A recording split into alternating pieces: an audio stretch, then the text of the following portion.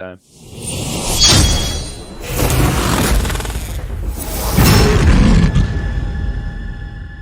The sound is gone, I think, though. And I've even got the wrong web address on my intro now, haven't I? Jesus Christ, I need to change so many things. Thank you for joining us today. It is time for another Let's Talk About. This time we're going to be talking about the upcoming season of 13, which is forecast towards the end of this month, so a week to 2 weeks. And also the posts that BioChris made on the forums this week, where he goes through the reward systems, the changes to ranked and the changes to unranked as well. There's quite a lot of topics to go through today, so we're gonna dive into it after a little brief introduction in case you've forgotten who we were. So Shecky boy, the Stoic Master, the direct descendant of Marcus Aurelius, how are you doing today, sir? I'm doing great, man. I'm glad to be back, and I got free time now, and I can go back to play Solo Ranked all day long. So I'm Shaq pretty happy has about that. free time and wine. What a combination! Yeah. He's It got his couldn't get any V-neck. better, man. I guess if I opened the V-neck as Mike suggested, but we will see, man. Got how his the night V-neck will and go. he's cashing checks. Boom. You know, our first comment in chat, Shaq looks hot as fuck. Kind of makes me and Kreia feel bad, to be Thank honest you. with you. That's why we have Junkie on here to balance it I'm out. flattered. Yeah.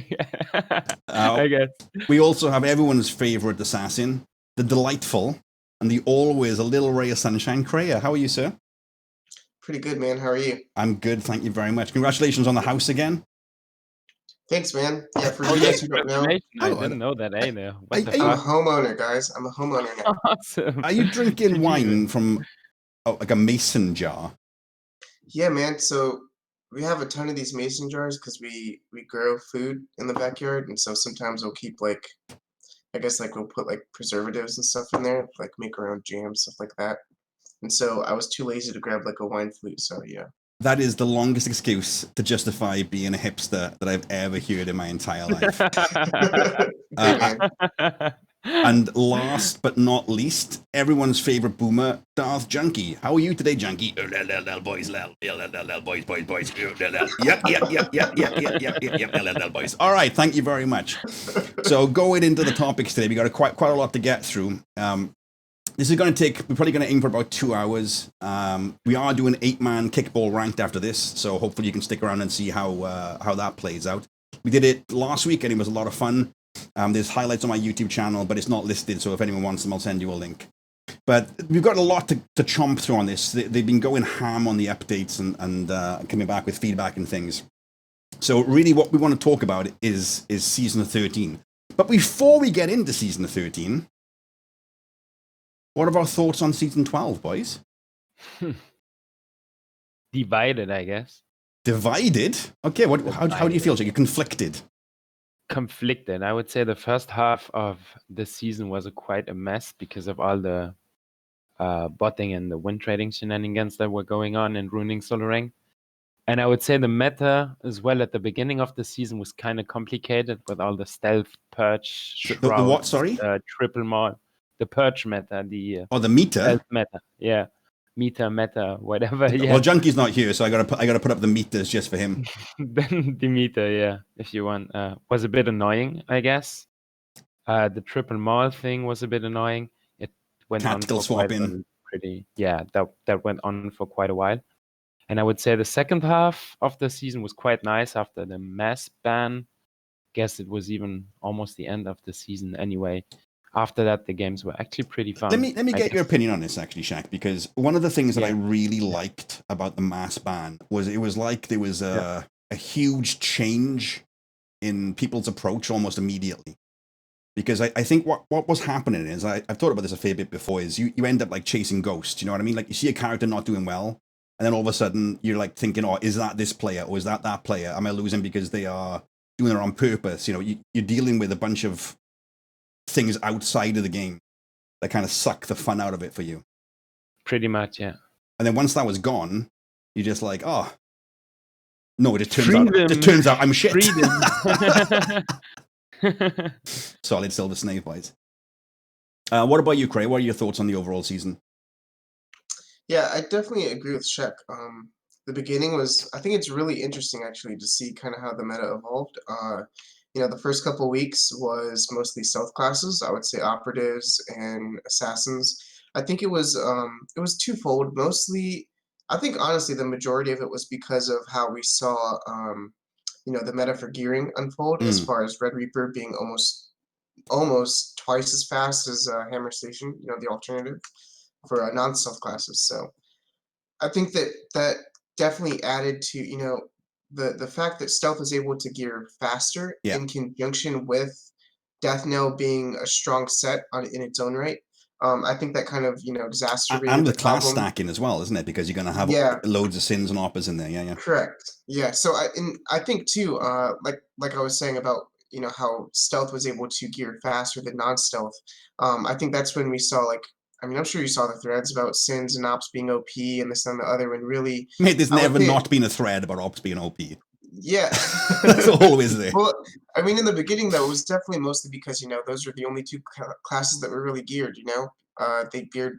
I mean, what it took us 2 days. Yeah. I think it was 2 days. That is, yeah. So compare that to some snipers and stuff like that, which have proven strong in their own right. That took them almost weeks, dude. Yeah, fuck them. So and it was interesting seeing how that evolved from mostly stealth to then what there was like that power tech wave for a while with what Meteor Brawler, right? Yeah, So there yeah. was that little pocket of a power tech The meta, and plop. then that got nerfed, and then we moved more into like I guess it kind of stabilized after that, right? We saw a lot more Marauders, a mixture of Marauders, Sorks, Assassins, even after the second nerf, I believe, and Operatives mostly. And I think the meta is kind of settled there. So overall, it's definitely been interesting watching how the expansion's meta has evolved from gearing all the way up to what classes are mostly represented in I ranked. think there was So a lot more changes this season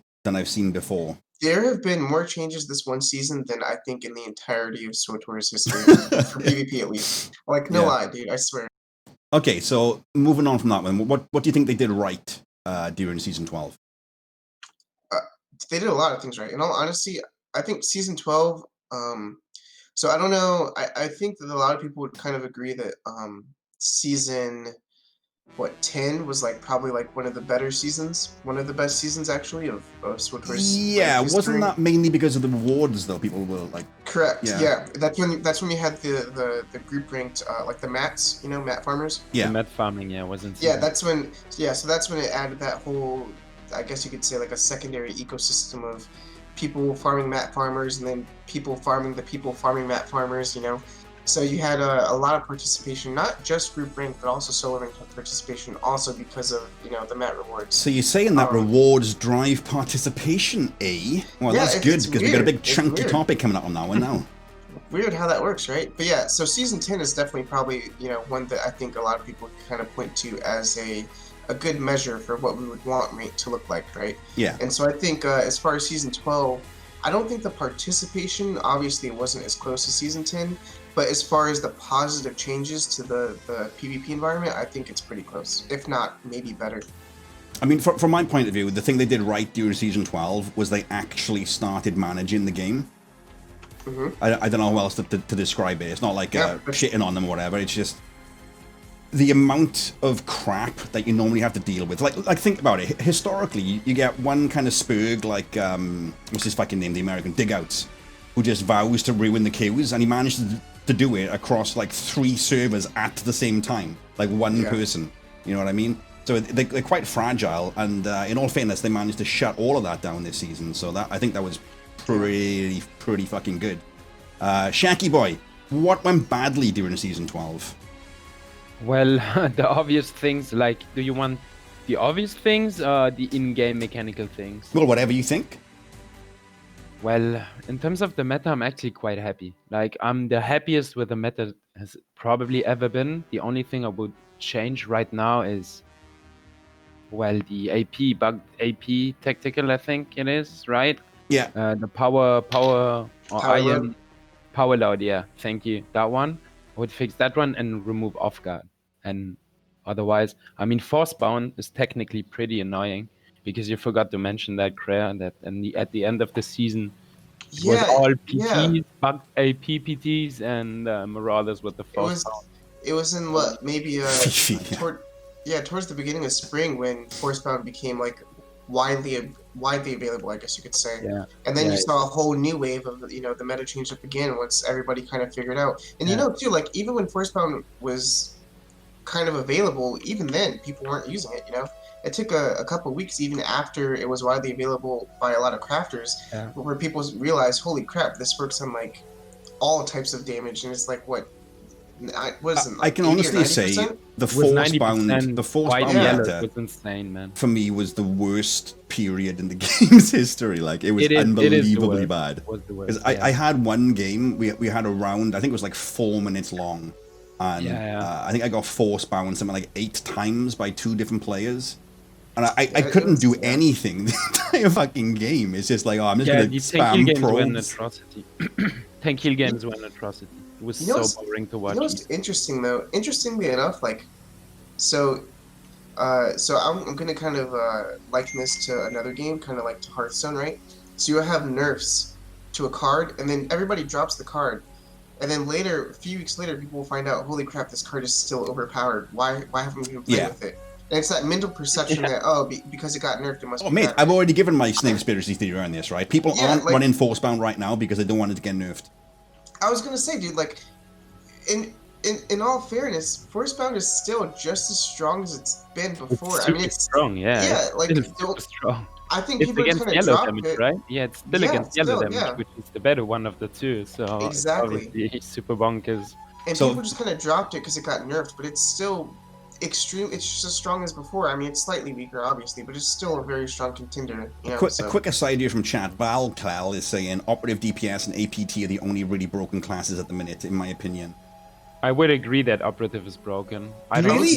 Can someone teach me how to play? The only thing I would change about Operative, if anything, would be the annoying double hard stun. That shit is kind of. I don't understand how it's broken. Strong. I don't think it's the double. I wouldn't say Operative is broken. Teach me, senpais. I don't think. Okay, so this is my opinion, and this is the opinion of someone who doesn't main Operative. All right, as like a. So, and I'm saying this kind of from the perspective of Sin, obviously, who has like the Force Tech resistance, and from when I did Operative Healer, because I've been doing some of that, which has been a lot of fun, believe it or not, and Marauder. So it's 3 different classes. From that perspective, dude, Operative DPS, it's not OP in the sense that it does crazy burst damage or does super flashy things or anything like that. It's OP in the sense that, so a lot of the DPS, right, there's like a lull. So you'll do like burst damage, and then there's a lull of light sustain. Damage spike. Operative DPS doesn't feel that way. Operative DPS kind of feels like it's constant sustained damage, but it's up here. It's not as high as the maximum burst that some classes can do, but it's not much lower than that maximum burst either, and it's like a sustained damage. Like, you never really feel safe against an Operative. You're always taking like a sustained, hefty amount of damage, like a relevant, sizable amount of damage. I won't say like an OP amount of damage. That's not really fair to say because that's not true. They don't have like the best burst in the game, but they have easily, of all the melee DPS, I would even say more than Marauder after actually playing Mario myself. Operative's sustained damage is insane. I don't think that another melee DPS has as good of sustained damage as Operative DPS, and I think that's the problem, right? I think the problem with Operatives, as an Operative player, is people don't know how to play against Operatives. Because that's the truth as well. I've had this conversation a bunch of times because I was speaking to some of the American players who were like, lethality is unkillable. I was like, what the fuck are you smoking? Yeah, that's so let's. I want to. Yeah. Anyway, let's move on from this because we got this a little bit later on in the matter anyway. So all right, we'll get back to that. Yeah. We'll come back. We don't want to I love chatting about that was fun. But so what are our expectations for season 13? Shaky boy, you're making a big return. What are your expectations? Well, I'm super happy, man. Like, I really sincerely hope, even if, I mean, you can call me naive or optimistic, but like, I wish for one solid season from start to finish without any shenanigans going on, and then I'm happy. Like, I don't need anything else. Just let me play solo rank and have a somewhat one big fear I've got, right, which kind of goes on to this, is the ranked bans they did. Yeah, it's whether or not they're going to lift them for the next season. Yeah, I hope not. I hope not either. Yeah, that would be great. I really hope not. At least like give us half a season before you do it or whatever. You know what I Yeah. mean? At least give us a period of time so you can make a comparison. Because I still don't really think they understand how much it fucked the game. Like, Yeah. like it's not many players, was it? I mean, it was like Stain, Kiritana. 3 players, man. They just GM have shat no win over rates everything. this season besides 3 players. So it's kind of crazy. What about you, As far Craig? as I know. What are your expectations for this season? So honestly, I think I was kind of talking to Shek about this. I think while you were gone, while you went to the bathroom. If they add in a stricter requirement to Q ranked, Oh, in God, yes. addition, so if they add that in addition to dealing with the vote kick thing, I think this will be the best season of SWTOR solo ranked. Purely because now it's proven that now the devs are definitely paying more attention to ranked, right? They paid more attention this season than really any other season. In fact, So let's if they take a carry- moment, right? Let's raise a glass to Bio Chris and Mike B, and Sure, just dude, say, definitely "Come on, Chris. Shaky boy, get your glass." My glass is here, man. All right. Cheers, glass guys. is going Thank you very nowhere. much. Definite toast to them, dude. But Chris has been killing it, and the PvP team in general.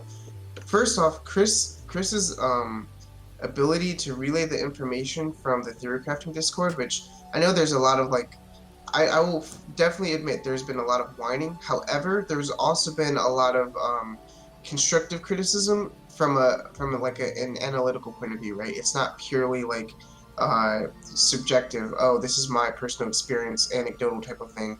There's also been like, here's the math behind why this is garbage. This I is mean, why for it me, needs to right, be- that Theory you know. Crafting Discord is the best thing that's ever happened to this game. Like, I straight agree. up. Definitely, I yeah, agree. me too. It's really great. Yeah, To the Really PvP interesting community, to give it a anyway. read as well. Yeah. It's I agree. insane, man, because you get people on there and they've all got. I mean, there's a few more people who don't necessarily have great things to add on to it, but for the most part, people are approaching it from the right stance. It's like Yes. the opposite of the Yeah. forums.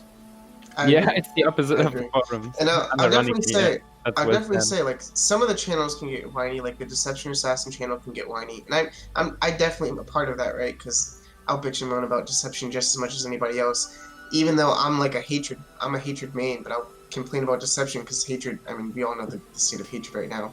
I've been vote kicked from a Warzone for playing hatred, dude. So can't play hatred anymore. Who But kicked you? Holy shit! That's I've like been- that's it like was punching a mainly on- puppy. What the fuck? it was mostly on NA, dude. Like that's why I wanted them to fix. Oh, was vote it kicks. the prom kick crew? Was it? I don't know who it was because I don't know names like everybody else does because I don't play NNA as Yeah. much. But it was crazy. Get this, dude. I want to explain how bad it was, right? So on my shadow, right? My shadow was on NA. I had 97 wins and my highest earned rating was 1554 or something like that. So I had gold, right? I need 3 wins for gold. I got vote kicked all night. There was one night I played where I got vote kicked like 2 or 3 times and there was that lockout. The next time, I got kicked all night, dude. I couldn't even get I needed 3 wins to hit gold. It was so bad that I was like, instead of just trying to endure this foolishness, I would rather just switch servers, and that's literally what I did. I transferred to DM. I wiped my record all the way back to 0-0 and started over purely because it was more fun to play on DM than to play on NA when there was this vote kick cabal. And it was both teams in on it. Like they had a. It's just a On the cultural enemy thing, team- isn't it? Like that's what it Yeah, comes down to. Yeah, It's crazy, dude. After playing both NA, both regions, NA and DM, it was crazy how much more immature. I want to get into that in a little bit crazy. as well, but I think there's Yeah, we two can talk about things. that later. There's 2 things we all agree on. You should never kick Kreia out of a map, and none of us would kick Shaq out of bed. We could all That agree shit on makes that. no sense. That shit. I don't. It was crazy, dude. I just don't like, get what the heck? how vote kicking gets abused this much in solo ranked. I mean, you want to win the game, right? What's the point? And just Well, I like, don't think they cared about winning. In all honesty, at that point, because like Yeah, I no. said, I guess it was so bad. Gonna Dude, that I- abuse the It's a game monkey see, mechanic. monkey do thing, Shaq. Like you get a bunch of people who start doing it, and then it's like a meta thing almost. You know, that's how they do it. It's a lot like win trading on DM. I mean, apparently there was less win trading like that on Starforge or on Satil Shan or whatever. It was more like concentrated efforts, people doing it off peak hours and that kind of stuff. Yeah. Okay. We had detectives all over that one. I've seen the documents. I've seen the emails. It was fairly compelling evidence. I didn't know it was that bad, man. Well, it looks I like read everyone a couple was- of forum posts yeah. that I was like memeing about it, like everybody else, I assume. I didn't know it was that. But yeah, serious. the complaints about kicking was pretty much an NA thing, you know? Like, I didn't It even was like kicking crazy, people. dude. And it was like, so to Azer in chat, you're saying what's my shadow's name? It was literally Kreia. My shadow's name was Kreia. My assassin's name is like, well, it was Lassier, which is Maul in French, but my shadow's name is just Kreia. And I was getting kicked. I would go into the match. People on the enemy team would stuck. There would be like an operative who would vanish, and then then out of nowhere I'd see 15, like I have 15 seconds to engage combat. And I'm just like, obviously the operative is in stealth, I can't hit him. And it was crazy. We'd be winning, we'd be up around like 1-0, and then I'd get kicked out of nowhere. It was crazy. And I was like, yeah, I'd rather just like start over on DM. And literally on DM, my record right now on my shadow, I played 250 games, I think, since I moved. And it was 2 weeks before the season ended. 250 games in 2 weeks, dude. It took me like welcome to the months. end, bro. It took me months to get 100. Yeah, it took me months to get like 150 games on my shadow on NA, just for like the very end for me to get kicked for no reason. I was like, yeah, I'd rather just at least have like fun games and competition. Finally, independent confirmation. EU better than NA. Look, dude, I'm not gonna Get say dunked, like kids. I'm not gonna say it, but you know, there's definitely We got him. a He's culture ours now. difference. You're an honorary definitely a EU culture person. Well done, Kreia.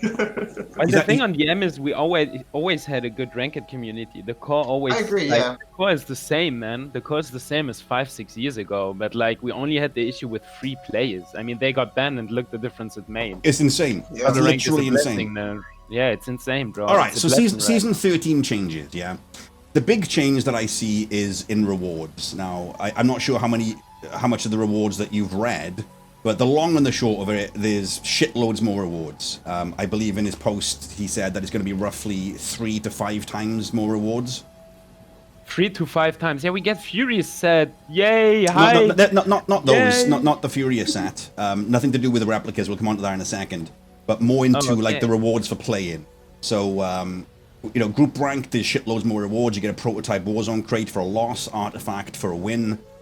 Group ranked has its own reward boxes. So there's a lot of incentives for group ranked, yeah.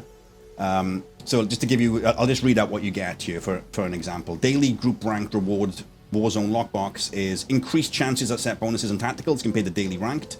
5 equipment pieces relative 5. That's a daily as well. Relative to your item rating. 5 mods. 12 prototype isotope stabilizers. 10% chance for legendary ember. And a collection of satchel crafting mats, 11. The weekly gives you 10 equipment pieces, 10 mods, 72 isotopes, 20% chance for an ember, and another large collection. Now that's a shitload. Do you think the 20% ember chance drop will make think of it like this, farming right? a thing again? Yeah, it could do, because I don't collect any embers whatsoever, right? I just don't. Really? I don't go out my way to get them. I get them, but I don't go out my way to get them. Yeah. So if you're disenchanting all these things as well, you're going to get even more of them. I made like 90 million yesterday selling my mats to Dosia, because I just had them. Like I was like, oh shit, where the fuck did these come from? So yeah, I've noticed compared to previous seasons, it's definitely easier to sustain yourself, right? So on DM, like I have like no credits, and I'm definitely able to just kind of float around like 30 mil purely from just disenchanting. 30 mil? What is this? Like Chat for peasants? What, Dude, I'm 55. I'm 55 million. 55 million away over- from 2 billion, look, man. Jesus Christ. I came over to EU with my passport and some pocket lint. All right, so let me do me. I'm trying Pulled to make himself it up by his bootstraps. It's the EU American dream. exactly. Yeah. Exactly. But anyway, the long and the short of it is there's a lot more mats, a lot more things being put into the game in terms of rewards. So, do we think that's going to increase people playing the game? That's the long and the short of it. Yes and no. Okay. Yes, because it is proven from season 10, right? We have I guess you like they say the proof is in the pudding. That increased rewards leads to increased participation. No, because they shifted from the win-loss to purely wins, which map farmers were not winning games; they were getting there by losing games. Yeah. So since no one can get those quests done by throwing, basically, no.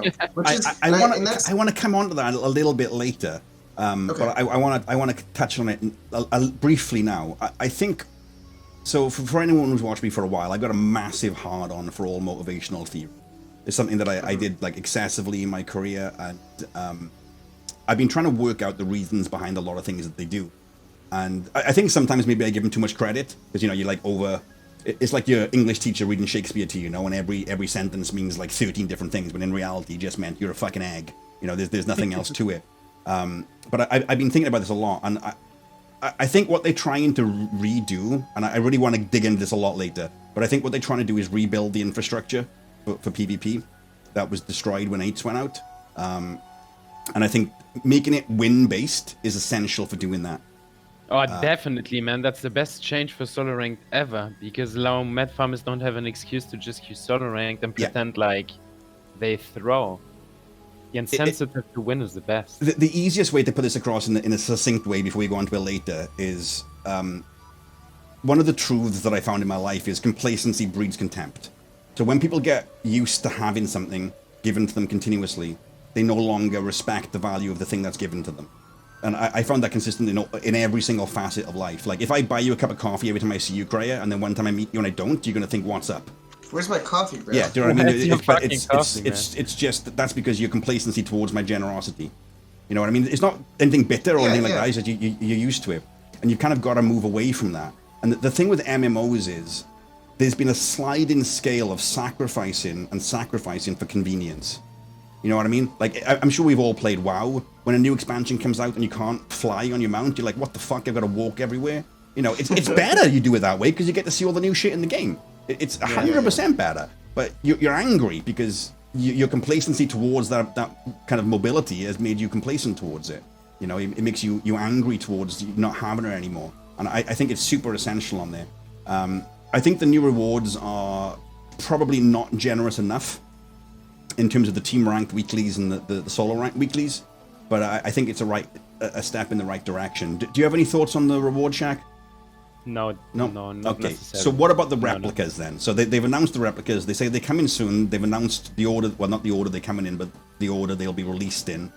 Sorry, you know what I mean. You're going to get like season 3 is last, and it's in conjunction with season 7 or some shit. I'm just super surprised it's gonna happen throughout the season. Like, they are gonna give us stuff throughout the season, and it's gonna end the season with the new set, or whatever the idea was behind that. That's because it's like dangling the carrot on the stick, right? Like, as the season goes on, they release more stuff and I'm pretty sure, I can almost guarantee, dude, that season 3 rewards, which are like the most contentious and the most sought after, they will be last. Yeah, they should be. So that people, They should be the last, and they should be more. They are more expensive, and I think this is the good way of doing it, because like I think we've talked about this before as well. That announcing the rewards at the start of a season is just a way better way of doing it, because you know exactly what you're working towards. You're not working towards a random thing, especially when historically the rewards are shit. You know what I mean? Like no one cares about them. So. By the way, so I don't mean to cut you off, but I want to give a definite big kudos to Chris saying that they're going to go back to making, customized ranked rewards, like bespoke ranked rewards for each season. Instead of doing the replicas, they're going to do brand new rewards. I think that's a huge thing, because just the mentality, right? Like, I can't speak for you guys, but personally, there was a mentality where it was kind of like, once they said, we're basically going to shift to giving you guys replicas each season. That's kind of, to me, it's like, all right, we've kind of given up, the boat sailed on PvP. Why are we going to design new stuff for a mode that's not really, clearly not supporting, right?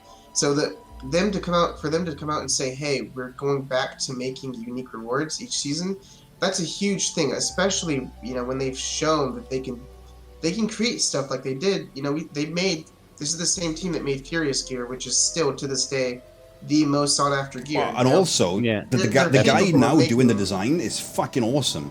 I mean, the new Cartel stuff is like legit leagues above the rest. That's another thing. Like compared to when the Furious Gear first came out, right? I remember playing way back then. Compared to the stuff you could get on the Cartel market, it was way better, dude. Like it was way better. So now, for the Cartel designs, and I'm definitely happy for I appreciate those of you who buy stuff from the Cartel market. That way, people like me who buy nothing can still play the game. So the design for those people have gone up so high, dude, that you already know if that design team is put on making customized PvP gear and PvP mounts, you already know it's going to be awesome, dude. Especially since they've shown that they can make Furious gear. I can only imagine what's going to come next for PvP. So I'm really excited to see that stuff. I'm really forgotten happy the that's name of the going to be guy. a thing. I saw him on Twitter the other day saying like it was great fun making this, and it was something. I think it was the Basilisk War Mount one. But whoever that guy is, I'm sorry, I've completely forgotten your name. I apologize, but fucking well done. Your pixel skills are legit. So the season is meant to start the last week of July. So we're looking at the end in 2 weeks, man. Next Tuesday, I guess, or the week after, at the latest. Probably the week after. Yeah. It's like what, next week or next 2 weeks? Yeah. Okay. So I guess the big change in terms of like practical change during games is you can respec now in spawn. Oh, that's such a blessing, man. There's no more tactical swapping. Do you know, Snap, I waited for this change for the past 5 years, man, since I started SFL. The fact to change your talents and utilities is just a goddamn blessing. Here's the thing, though. Here's the thing. So they did... It's I'm like never they did, like, they did like one step forward and then kind of sort of 2 steps backward on that one. And I say that... Actually, let me rephrase. They did 2 steps forward and then 1 step backward. Because I don't want to say that there was a reversal of progress here. There was definitely an improvement. But... And so if you're only a ranked player, right, this is like one of the greatest changes ever, depending on the class you play. Because some classes, this is huge. You benefit greatly from being able to not have junk utilities. Good example of this, right, is when you're a Sin playing on a super flat map, like what is that one? Corellia Square. Corellia, like, against 4 ranged DPS. That did, like knockback route. Why are you taking that? It doesn't do anything. As opposed to like if you're a Sin and you don't have knockback route and you go into like an orbital station against 4 melee DPS, right? Something like that, it matters big time. But if you're a Regs player, the fact that you can't respec in the respawn when you die, that's a big downside in my opinion. If they just tweak that one thing, where as long as you're in the spawn area, I agree with that 100%. Respec, it would be 1,000,000 times better, dude. Because Regs is so much more fast paced than ranked as far as like what you need at any moment. Yeah, as far as what you need at any given moment, right? Being locked into like set utilities when you can't even see the enemy team. Well, it's super good because like, let me give you an example on this one, right? Because I got a massive hard on for Regs, yeah. No, you shouldn't make DCDs reset when you die. That's stupid. If you're playing a game and you're behind, and let's say you're playing Sin and you've been at mid and you've been playing like DPS, you're just trying to farm numbers, but you're behind. So all of a sudden you die. You're like, right, I'm going to respec into control. I'm maybe going to take the double Mez tactical, and I'm going to try the off node where they got 2 defenders, and it allows you to make those types of plays like on the fly, which adds a level of depth to the game, I think, which is missing a little bit at the moment. I agree, but I'm going to quote you on that later when we get to the tactical spot. Oh fuck me, okay. Yeah, you said it, so I'm going to quote you on. So let's just go over gearing really quickly now, because I know gearing has been a fairly contentious point for a long time. There's a lot of people on the forums and even in chat now saying, well, it's just faster to farm Red Reaper, it's just faster to do this. Look, there's always going to be a fastest way, always. I think one of the fundamental kind of like illnesses with gaming right now is this tremendous focus on min-max meta gameplay, which just sucks the joy out of a lot of games. I understand that, there's always going to be a best way. But I think if there's a viable way that might not be optimal, but is fun, or is, not farming Red Reaper over and over and over again, and it's kind of relatively comparable, I think that's fine. I think that if you're getting stuff just for doing it, I think that's Why enough. exactly is the grinding thing an issue? Like, I missed that. Why so is with gearing, the issue people had is, I want to get gear, because I don't have gear. I don't want to play PvP, which I want to do, because I don't have gear yet. It's more optimal for me to farm something I don't want to do than to do what I want to do. And these changes kind of like put them, they're still not in line, but it puts them a little bit more in line. So can I touch on that a little bit? Yeah, sure. So you know how earlier you said that people can kind of get complacent with what they have and then it's no longer like a treat, right? Absolutely. So I think this is a really good example of that, right? So we were definitely spoiled, right, when we were able to gear like in full PvP gear with Warzone commendations back in the day, in like a day, dude, maybe 2 days of farming Regs. Yeah, and so we were definitely spoiled from that because if you recall, right, prior to that system, we had fucking Battlemaster boxes. Yeah, we had a terrible noise system, right? So going from the previous system to gearing with Warzone comms was like, holy crap, everybody appreciated it, right? Then you know, a new expansion comes that changes the way that people gear, and it's not as efficient as, you know, just grinding Warzone comms, and suddenly it's like a step back, right? It's like, oh, we lost this, we lost that, etc.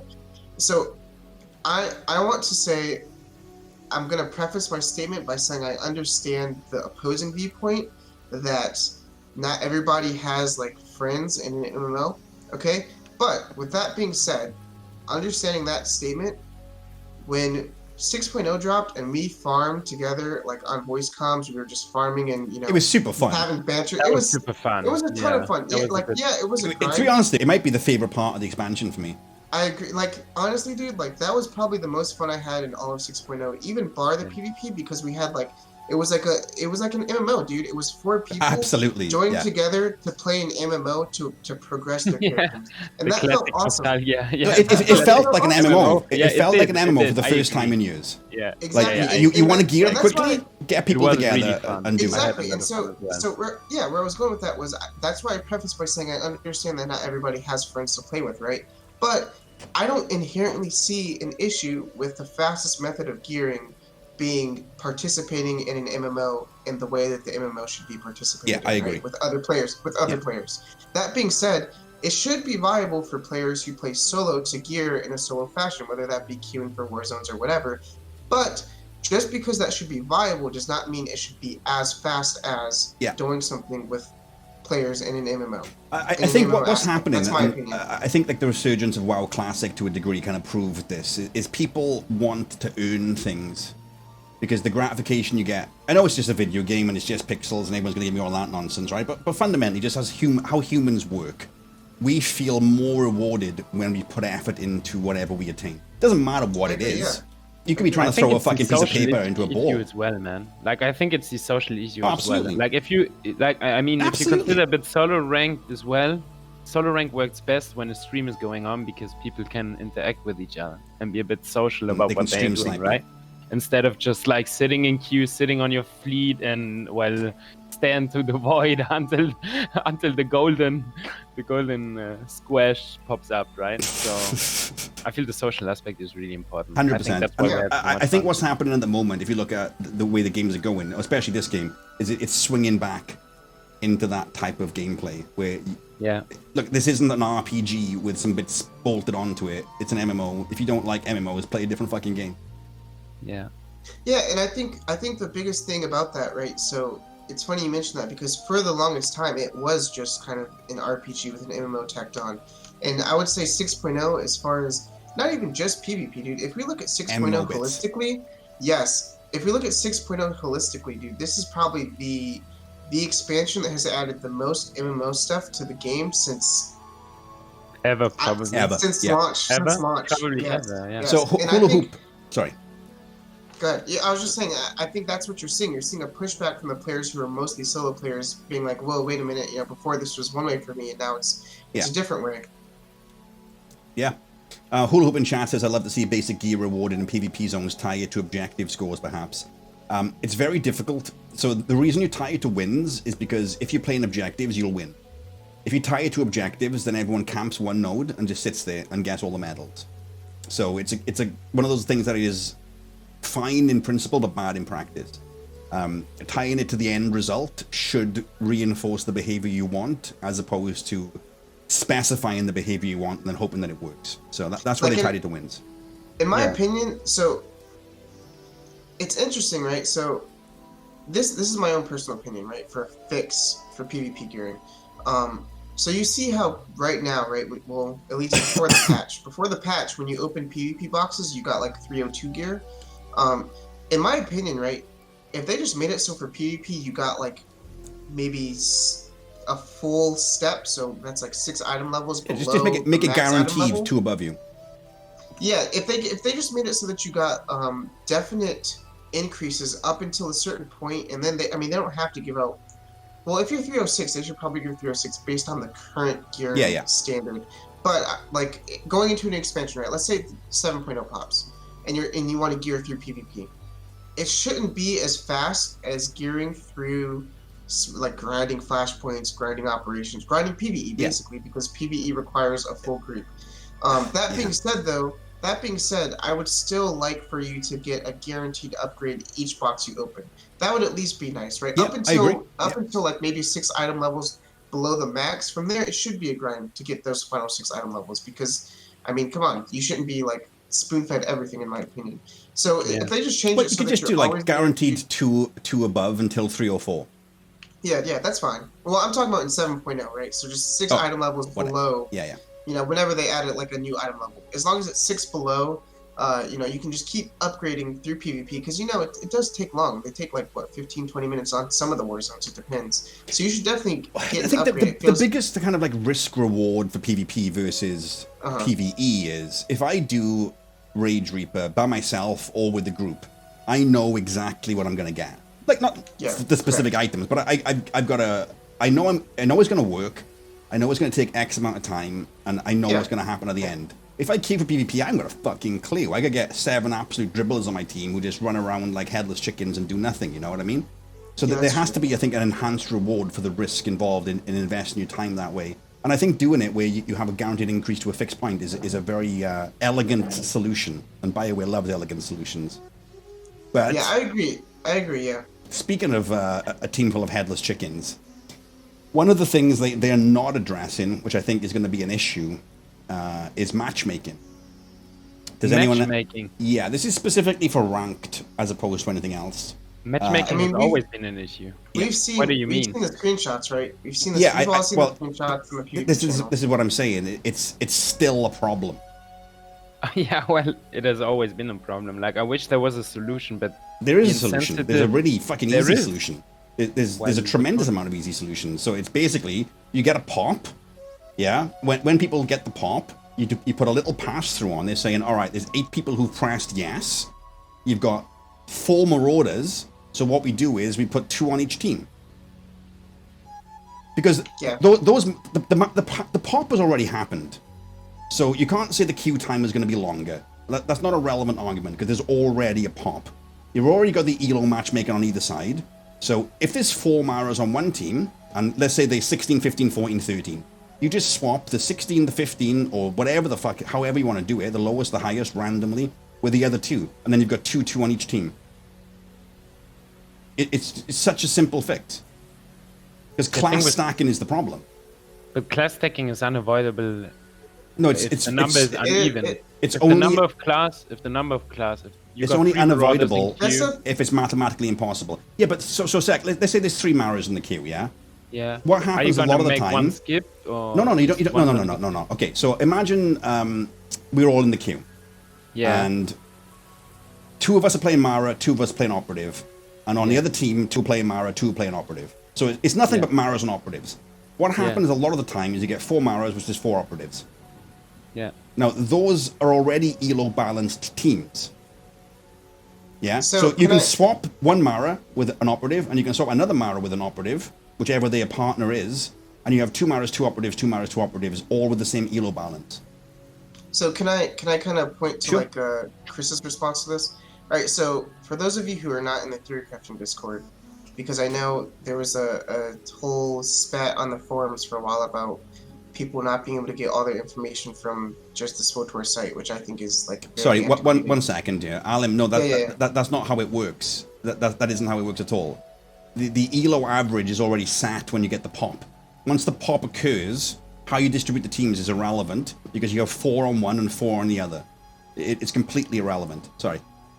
So this is what Chris said. This is what the Chris Schmidt, the guy who is making all the awesome PvP changes. So this is what his response was to matchmaking. He said, I believe right now it's Otis and Q plus ELO. It's greater than the role, right? So it'll take who's the Otis and Q and their ELO into account before it takes their role into account. And then he said, no major changes in the short term, but we're mapping out what we want to do over time. You'll typically notice, however, that better matchmaking results, the healthier the queues are, which is what these changes are targeting as well. So hopefully we'll see some short-term improvements as a result. So here's the thing. I just kind of want to touch on why that's not fundamentally accurate, and then what they can do. So some constructive feedback on how to improve that, right? So the reason that's not always, in my opinion, the way that you should kind of have the matchmaking work is because it's twofold actually. It's two main things. One, there are a lot of players who are they've got like thousands, 40 plus days played on like one character, and then they switch to a new character. Now, yeah, just because like Snave has like 100 days played on Operative, right? Which is something like, over 2,000 hours of PvP on Operative. That doesn't mean that he's going to be a god tier merc, right? But the thing is, he still has 2,000 hours of mechanical play in PvP, and he's transferring that to a brand new tune. So that's one factor, right? It's not factoring in the players who are playing on alts who have thousands of hours of mechanical PvP play that they can transfer to an alt that has a lower rating, right? That's one issue. The second issue is some roles are natural counters to other roles, regardless of elo. A good example of that, right? Snave, you're an operative, dude. Going into a match against 4 mercs, and then you've got like all mishmash of stuff, right? Let's say you have like a couple stealthers and whatever, right? That always feels bad. That never feels good. Regardless of if your team is like way higher elo by like hundreds, it's never a good feeling because you know that somebody is dying to a net. And there's nothing that it's purely out of their control. Like even with the best team play, it's still solo ranked, right? You're not going to have coordinated DCDs. Someone's still dying purely to no fault of their own because they can't deal with 4 nets, right? You can deal with maybe 2, maybe 3, dude. If you're super lucky, you're not dealing with 4 nets. Especially if the 4 mercs you're going against are like, they're stacked mercs, right? So they're like super high elo tunes on and up. They're just alts of like higher elo tunes. So, those people are going to have coordination. They're not going to stack a net on top of a net. They're going to wait for your CC breaker. They're going to do things that mechanically a player isn't who that actually why is that, like class stacking is the biggest problem with matchmaking? Yeah, and so that was feeding into that point, right? So I was just kind of countering his point of right now it seems like they think that the oldest in queue plus elo is a more relevant way of filtering the matchmaking as opposed to filtering it by role. And I'm saying that some roles inherently are stronger than other roles, which will kind of overshadow. I completely understand what you're saying with that, but I just think if you solve the class stacking issue, which I do not think is a complicated fix, like I really don't. So the way the matchmaking works now is like you have everyone on the team is like an elo spread. Yeah, you don't have elo brackets; it's an elo spread. So if it pops and you've got a 900, a 1200, 1300, whatever, you have the counterpart of that whatever on the other team. So all you've got to do is if Mara is greater than 2 and is less than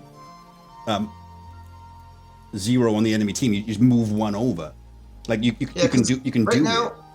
Because the way right now, I'm pretty sure how it's working now, right, is, so let's say there's a Mara who's 2,000 rating, and then 3 Mars that are 1 rating. They'll all be on the same team, and then the other team will be like an average of like, 4 people with 500 rating. That's an average compared to like, I think it's more like a 1-to-1 match, isn't it? It's not an elo average. Well, I think it's more of it because it's saying like the oldest in queue plus elo. So right, it depends on like how long those other Mars were in Q4 in conjunction with their elo. Okay. So because I remember too, right? I remember way back in season 4 when I had like 3,000 elo, and then like the second person in queue had like 2,000, and then I was waiting like hours, and I asked way back then, and one of the devs had mentioned that it was because I think it was Tate, right? Tate Watson, I think. Way back then was God bless Tate. Responding. Yeah, I think it was him, and he said something along the lines of basically how it starts is it starts at your elo, and then as time goes on, that spread up and down will widen. So so that's what they mean by like Otis and Q plus elo. So that's why I said right now you'll get like all 4 Mars on the same team if one is like 2K rating and the other 3 are 1 rating. Whereas how it should be, in my opinion, is first you split the Mars and then you look at the discrepancy in elo and split it. I don't even think it should. I think the splitting on class is a really simple fix, and I would normally pull up a Google doc here to fucking show you because it isn't complicated. Right? I don't care how they do it, as long as they do it, because some matches are just lost as soon as you I get wish in they would fix it. If they it's the same thing with backfills on tanks and heals, though. Like, I mean, why the fuck does that even happen? You can just do a sweep at the start. 4 DPS, 4 DPS. Is it not 4 DPS? Okay, end the game, restart. Put them both in priority. Put them all in priority in the queue, and just restart the queue. Like there's fixes for this stuff, and I don't think they're incredibly complicated. But maybe programming is hard, and The fuck do I know? But anyway, moving on to the meter. So, Shecky Boy, I want to get you a take on this one because I think it's going to be a juicy one. How much do you think the ability to respec will alter the meter? To respec the spec itself or the utility? To respec utilities and tacticals at the start or between rounds. Well, alter the meta, that's a good question. Like, I feel like the discrepancy between the fought and broken specs and the meta specs that are viable is too great for the utilities to necessarily make a direct impact. If something like the AP tactical is broken, I mean, let's say I made Sorg DPS now, right? And let's say I face an AP PT and an Arsenal Merc. So the fact I can swap my utilities to take stun because I know I'm gonna get netted, to take stun bubble to avoid the burst, to delay the burst when on DPT, stuff like that is gonna help me, but some stuff is still too overpowered to compensate for that. I think if you fixed certain things, then would affect the meta tremendously. Yeah, I agree with that. If you affect what? Sorry. I said I agree with that. No, sorry, Shaq. What did you say? If you, the last bit you said? I just said that it will affect the meta in general if Yeah. you twerked those things, like if you fix those issues. Or the OP classes. Yeah, it's not the OP classes. Like, I don't want to say OP. I want to take TPTO here because I think that PT for the first time, like Juggernaut, is in a viable spot again. DPS, like the DPS specs. And the meta is the most versatile we have had in probably 4 or 5 years, I think. And I'm really happy about that. I think the synergy between certain classes is fucking mental. The synergy is something that is, I guess, unavoidable, but then, as Chris suggested, then you have counter classes in the enemy team too. So I think it evens the odds out somewhat. I'm just really happy that you got to choose between so many classes and the class diversity is higher. Well, I think there are only really 3 or 4 specs that are literally unplayable. Like that being Rage, Madness, Hatred, and... Get fucked, Kreia. Feels bad. Vote kick Kreia. Vote kick Kreia from the podcast. Yeah, those 3, I guess. So yeah, besides those 3, you can play everything else, which is really fine. I feel like, though, that the utility change is gonna affect certain specs way more than it does other specs. Like, let's say, like when I play Marauder, Fury Marauder, most of the time I take the same utilities. It's not really versatile. But when I'm playing Sin or Sorg DPS, like Sorg DPS has to be the most versatile utility tree I've played in. Like, you have a counter, you can adapt to almost every situation, which is really, really great considering how high the burst is at the moment. Sorry, quick question here. There is a cooldown reset between rounds, isn't there? What do you mean? Yeah. Between rounds, yeah. What the fuck are you talking about, actually? All right. In ranked, at least. Yeah. So we think that the respec will affect some classes more than others. Yeah. And we still have like the what's the word? Not synchronicity. Fuck. What's Venom? You know Venom. What's it called? Symbiotic. The symbiotic relationship between some classes and other classes will help as well. Like if you got a PT and you know a PT is going to be tunneled and you're a jug, then you can spec. Well, I imagine you spec in defensively anyway, but you know what I mean. You could respec into something more defensive to try and help them because you know you're going to be guarding them and all that kind of stuff. Yeah. Yeah. All right. So what nerfs and buffs have there been at the moment, and do you think they've been enough? So I love the triple maul nerf. I love the fact that tactical swap is not a thing anymore. I feel like both these changes made Deception Sin perfect. I might be one of the only ones saying that, but I feel like Deception Sin is in a spot right now where I really like Deception Sin at the moment as well. It's working like an assassin is supposed to be. So I'll give you a little story. Besides, let me tell my story first, Treya. I'm gonna add that the squishiness is an issue. I'm not gonna lie, like the DCD-wise Sin is in a really unique spot, I would say, because you need to play more with your CC immunities than soaking damage with your DCDs. So I played against Blue the other night, right? And Blue's in chat now, so I guess it's appropriate to talk about this. And he was playing it, in my opinion, perfectly. So he was guarding at the start. He wasn't the primary target, so he guards. He then and we'll get into guard later, I'm sure. But he's drawing aggro because he's being guarded. He sponges for a certain amount of time whilst putting out damage, and then he yeets his way out of there relatively briefly, comes back in, does some more damage on a priority target, gets them low as fuck for his team to like finish off if they can. Ideally, they will, and then goes away again, then comes back and finishes the job if they haven't. And the way he was going in and out made him an impossible target to go on. You have to hit him because of the off guard, but he was never there when you needed him to be hit. And I think Sin is a good example, Snave. Sorry to interrupt you there. I think Deception Sin is in a spot. That's why I like the spot where Deception Sin is right now, play-wise, survivability-wise, because it's one of those classes that you need to know how to counter and delay your burst and your goes to shut him down. Like a good Sin, you're only going to kill a good Sin in a stun lock or when netted. Otherwise, you're not gonna kill him, and that's how it's supposed to work. And I like that about this. I was playing against him. I was losing, and it was frustrating. But like, you've got to appreciate like the craftsmanship almost. You know, it's like I see what you're doing, and I see how you're doing it. What you're doing is completely playing around us. So I don't think Sin is as bad as people make it out to be by any stretch of the imagination. Can I offer a counter? One second. I just think there's a lot of 3 Maul spam monkeys still playing Sin.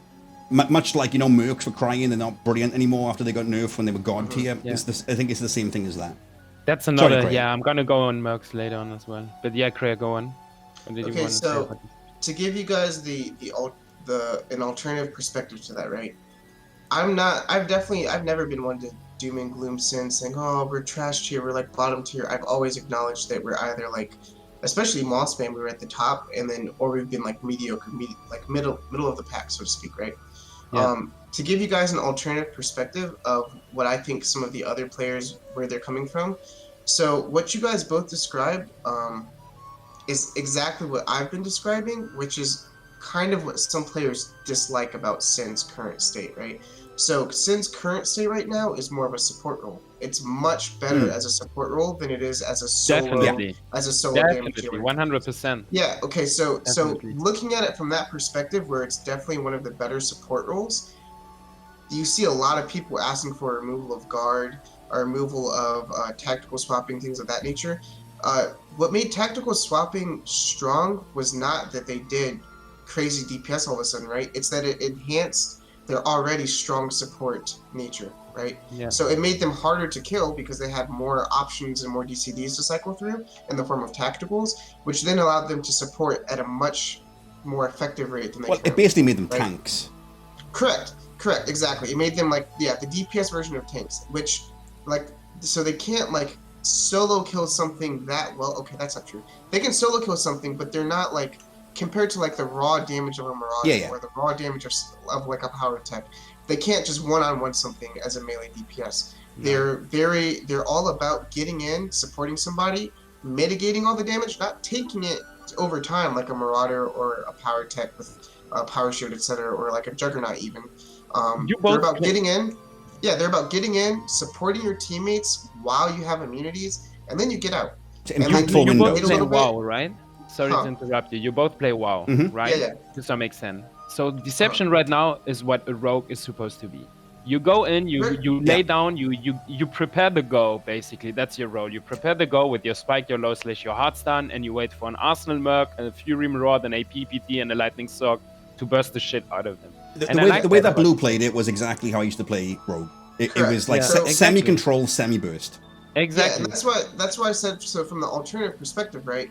Understanding that it's more of a support role than like a pure DPS role, despite it being an assassin, which has the kind of connotation that it should be able to get in, kill something, get out, as opposed to get in, support something, but they still get can, out, right? Though. That's the thing. Yeah, well, like the way. Okay, so to go into it with the way that Blue was doing it was he was defending up until the point, and like I'd get say like I'm on 20%, and then all of a sudden he's there like surprise motherfucker. And he's finishing me off because he's waited for that window. You know what I mean? Yeah, so the alternative perspective, with it being a support role, some of the main issues and gripes that some of the Sin mains have, right, is that it is a little bit too far into the support role and less of like a damage dealer. Because like a good example of this, right? Discharge is do you play Sin at all, Snave, or no? I have played Sin, yeah. Okay, so you know the discharge mechanic. You build 3 stacks and then 3 stacks you unload it. So right now, dude, Discharge is literally worse than Ball Lightning, which is a filler ability. You literally use Ball Lightning as filler, and it hits harder than Discharge at 3 stacks. So like, and this is just like one of the many issues people have with some of the Sin rotational abilities, right? Some of the burst, burst is supposed to wane and wax, and right now it's just kind of like it does that one spike damage with a single ball, and then it's just kind of like 30k hits all across the board, which is like it's like a worse version of a operative's sustained damage. And so that's why some people have an issue. You know, some people kind of want it to be shifted from that support role more into like a personal high DPS or even high sustain role, just something that's more in line with what a melee DPS should be. Well, that will take us. Go on. Go ahead. Oh, I was just gonna say, that being said, as a Sin main myself, I don't have an issue with where Sin is currently, other than hatred. You know, but we're not gonna get into that. But deception is. Yeah, I think deception is one of the specs that's it's how do I put it? It's viable, but it's definitely not OP. It's not viable, bottom. It's viable. It's in a healthy middle spot if you put it across. Yeah, but this is something I wanted to touch on very briefly anyway. But before we go on to the next point, I think people are too obsessed with if you aren't the best, then you're shit. Like, I think that's a huge problem. It's a preference choice. It's a personality choice, man. Like playing Sin is a person. Deception is a spec with personality. Sin still plays like Sin. I mean, I understand the whole you got to play support class aspect of it. I get that, but I don't think that it's. It's a personality thing, man. Like if you want to do big deeps and you want to hit hard, then you got to play something else. If you want to live long and you want to be a tank, then you play a merc. You know, it's like. Okay. I don't think Sin has an issue because people complain about it. I think it's more of a personality thing. It's just, that people are sad about not being able to triple maul anymore. It's an identity crisis, right? So you crisis more than anything. You went from being like a really high. I don't know if I agree with any of this, but I don't play Sin. So. Yeah, I was just saying, like the profile that Sin has gone from being like literally being able to delete people, right? Yeah. At 95% health, as I showed in one of my videos. To being more of like a middle of the pack support, it's a huge shift for. Okay, so comment from Shujin, which goes on nicely to the next point, which is guard, specifically off guard on enemy, DPS. Man, that's the point I wanted to talk about. And because the thing with Sin is you can't increase anything they do if they still have guard. Is the one mechanic. Like I don't know why I'm the only one. You're not the only one. Jesus fucking Christ! You check. Yeah, because you know what the issue is. Each time I bring up the topic with the off guard, and I feel like I'm among the few ones. Then let's put it like that, who wants to get it removed completely from DPS, not reworked. Not a DPS nerf. Sure. I just want it to get removed, bro. Because like, what's the point at that point? Here's the issue, though. Here's the issue, right? If you take let's take away the Fodom thing, right? And let's take away the OP-ness and the allure of Sin. I want you guys to be 100% honest, objectively. Yeah. If they remove guard tomorrow, what does Sin have? Like, what does Sin have? Yeah, but you don't do that, though, do you? That's a flawed argument. Saying you just remove... It is. Because if you take something away, then you put something in place to alleviate that. But they've been taking away... all right, man. You know, you construct in a situation where one result is the only result, and really the argument isn't that. You can do other things. I think no DPS class should technically be able to guard someone. Guard is I don't have a problem with guard. Man. It's just why the fuck isn't guard tied into defensive stats and to tanking? You know, like back in the days when you had stances. It makes no sense. So like when you'd have a jug. I mean, when I used to play my jug, I would do it. I would swap to the defensive stance and I would guard someone. My DPS would fucking plummet. I wouldn't be able to put anything out, but that was the cost you paid, and I thought that was perfectly fine. But now it's you put guard on it, and if you're in a 3 DPS heal game, and you have an off guard or 2 off guards, because you have a tank. Game mode. Here's the thing, though, right? Here's the thing. I think so. I kind of proposed this, and I think it was you, Snape, that said, "Well, they'll never do this suggestion, right?" I said, just add back stances. They won't add back stances. Yeah, and that's what you said. But here's the thing, right? Doesn't that fix everything that's wrong with guard? Absolutely. All 3 DPS specs of Power Tech, Jug, and Sin, right? The 3 off guards. When you take off the stance that they're in and go into like the tank stance, you literally lose half of your DPS because there's some abilities that just don't work. Good example for Sin, right? If you are in the kinetic combat, or I guess it would be darkness if you're an assassin, if you're in that stance, and you use discharge, it does something entirely different than if you're deception assassin. It literally does like a third of the DPS, and that's all the way across. Like you're gonna, that's across all 3 melees. I feel like a DPS nerf to compensate for the use of guard is not a good idea, man. Like I feel like the thing I like the most about 6.0 and the changes is that the games are fast paced. It's CC someone, CC off target, hard stun main target, burst, and he dies. Like the pain, people tend to forget the pain it was in season 8, 9, and 10 when the healers were overtuned and mercs were unkillable and snipers were fortresses. Dude, that shit was boring as fuck, man. Nothing died until Essence ever. I know that they won't do. Like I don't want to lose that. What's the point in decreasing DPS now that it's for the first time good in a million years to buff survivability even more? Like if they just add stances back, it literally nerfs all 3 melee DPS specs, all of their specs, and you literally have a legitimate trade-off for guarding. You severely nerf your damage by over half in exchange for reducing the damage of somebody else by half. Yeah, I get the idea. I get the idea, and it's fair. The argument is fair, but I just don't like the design philosophy around it. I understand that. I guess my biggest thing is guard as a DPS for me just doesn't make sense right now, especially considering that AP on the top of how broken off guard is.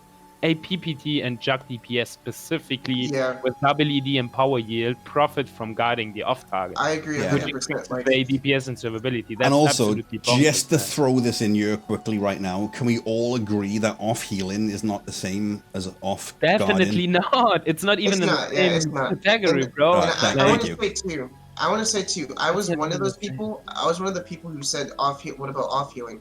What about the whole whataboutism things? But I definitely I've become more mature and understand now. Obviously, diverting damage is not the same as, off healing rather is not the same as diverting damage by a large margin, especially when you account for the fact that some of the damage that you divert can be mitigated further with things like Shroud or other DCs. And also when you consider that off healing means no DPS. Exactly. I was about to say that the thing with off healing for me has never been an issue, and I never understood the argument because you trade these GCDs. You trade offensive GCDs for defensive GCDs. There was definitely a point in time though. See, there was definitely a point in time where off healing, the offset of off healing somebody was greater than the damage that would have gone out. And I think that's it's kind of so. I think the argument is an antiquated one that has just carried over from. Well, I mean, it's like a relic of the past. As an FYI, I wouldn't be against it if they changed off healing so that if you aren't a healing spec, you heal other players less, just as a flat percentage. Your self heals are the same, so your self sustainability is whatever, but on other players is less. I don't think that's needed, to be honest with you, because I can double probe everyone and spam heal everyone and all this kind of shit.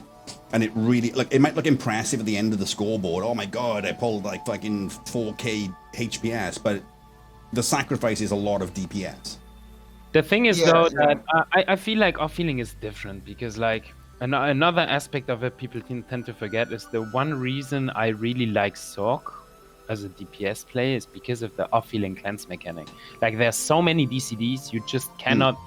It makes no sense doing any DPS on Undying, getting force pounded, giving Juggernaut ED stack, stuff like that, right? So spending those global cooldowns while you have the force bound obfuscate debuff or whatever to cleanse your teammate or off heal someone or rebubble someone, that can be the difference between a win and a loss, right? Yeah. Okay. So it's you cannot even compare it to the guard mechanic where you just simply put it on and you just spend DPS and that's it. Yeah, so to summarize, I think we're all on the same page that guard is a problem. But I still think we need to preface that by saying, there's some classes right now, I think we can all agree, some classes are literally reliant on guard. Like Power Tech and Juggernaut, they're not viable without guard. They're just not. But then you think so? I disagree. APPT is perfectly PT is viable without off guard. Quick question on APPT then. So Shaq, you wanted to talk about the APPT tactical? But the power, how is it? Yield power? Power yield is DCD power load. Yeah, the power load tactical is bugged in the sense that it does overwhelming DPS. And I think it bypasses most DCDs as well. There was something like that going on as well. I think Chili tested it once with was it a sniper with evasion? Best jug in the game, Chili, yeah? Yeah. that it bypasses DCGs as well. So that shit does what? 60k hit. It has no internal cooldown as well. Like, it's completely broken. You can just spam the 4 power your shots all at So the is that a same time. bug or is that a design? It was a bug, right? I think it was a bug. Okay, so hopefully they'll fix the bug then. Yeah. Okay. Definitely. It's so- the only issue I got with PTs. I don't mind PTs being this strong, by the way. I think guess PTs are in a one good of place, the to be few. honest. I mean, I me used to too. get a lot of PTs in my stream saying we need more DCDs, and it's like, Yeah, I fine, you disagree can for have sure. more, but you got to give up your damage. Yeah. Jesus Christ. I think I they're in don't a good think- spot. They are really predictable as well. Like, APT is easy to outplay if you know. Like, it's really obvious, right? Like, the I APT disagree. first is really obvious. I disagree purely from the perspective that a PT with off guard on the team, or even an off healer, or let alone an off guard and off heal, is like Yeah, 100% league is different. different, yeah. It's a completely different game entirely than a PT Definitely. with 0 off guard. Yeah, and yeah. that's and in my opinion, that's not good design. That's not good design at all, in my opinion. Okay, Yeah. so before we go on to the next topic, I want to say quickly, I'm disappointed that none of you have been chugging wine the entire time. 'Cause I feel like I've had about Hey, 8 bro, was times. like, full. I'm drinking, man. This was Like, I'm full, just man. losing myself in the conversation because it's so genuine. There you Alright. go.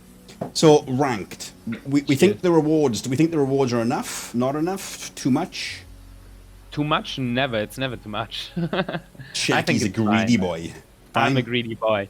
Okay. No, like, I think I'm just happy that they are implementing the rewards, the replicas and stuff, and just designing new stuff. That's what the game needs, right? It's, as you said, it's simple. Like, if you give rewards, then the participation is gonna be higher. I agree, which leads on Motivate. very nicely to the next point. Because one of the things I've ranted about on stream excessively is how money is not a motivator. I used to work in sales for a long time, and money is not a motivational factor. It is an attention driver, which is a different thing. Because if you want to get into motivational theory, the fundamental concept of it is the actions that you drive result in the outcomes that you want. It's not just the outcome that you want, the actions have to drive the behavior that you want as well. So I'll give you a great example. When I used to work in a phone shop, we had a target, which is a conversion rate. So if you have 100 people who come into the door, then you got to sell to 10% of them. So what happened there was people started covering the door counter, because then the numbers would be less, so the conversion rate would be higher. So the behavioral change resulted in the outcome that people wanted, but the behavioral change was the opposite in what they wanted, because then they were getting inaccurate figures and it wasn't working out correctly.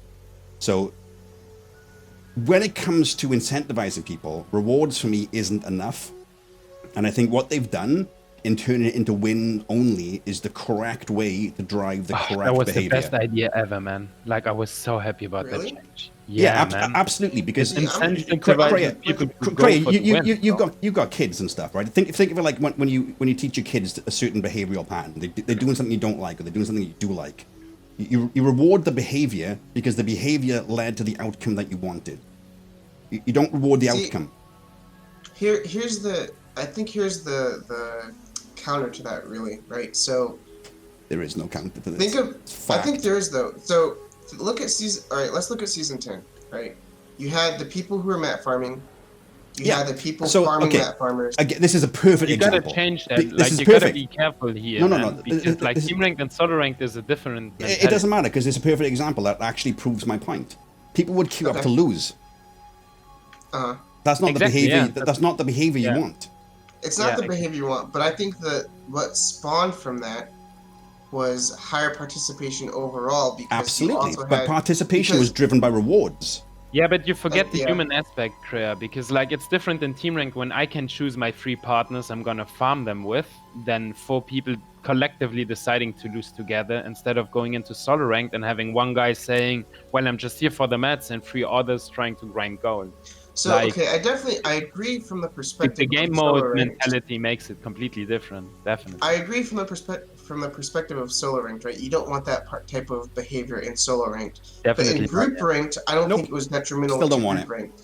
It Because, was, yeah. again, I don't, no, I'm not saying that I want it. I'm not because saying you this- want this it. is a- You definitely don't want that type of Another behavior. example of complacency contempt. They queue up to lose because they get the rewards anyway. They don't care. They know what they're going to get. They don't care what happens. It doesn't drive the correct behavior. it works because if you have a structured elo system, you end up with a middle class, like a lower class and upper class, and they all just kind of farm each other respectively. So like everyone is kind of like happy as an individual. But in terms of a game mechanic, that's bullshit. Like you don't want people play. You don't want people playing to lose your game. Like that. I agree. I 100% agree. I agree too, that man. you don't want. I agree that that's not the behavior that you want. I guess my issue is this, right?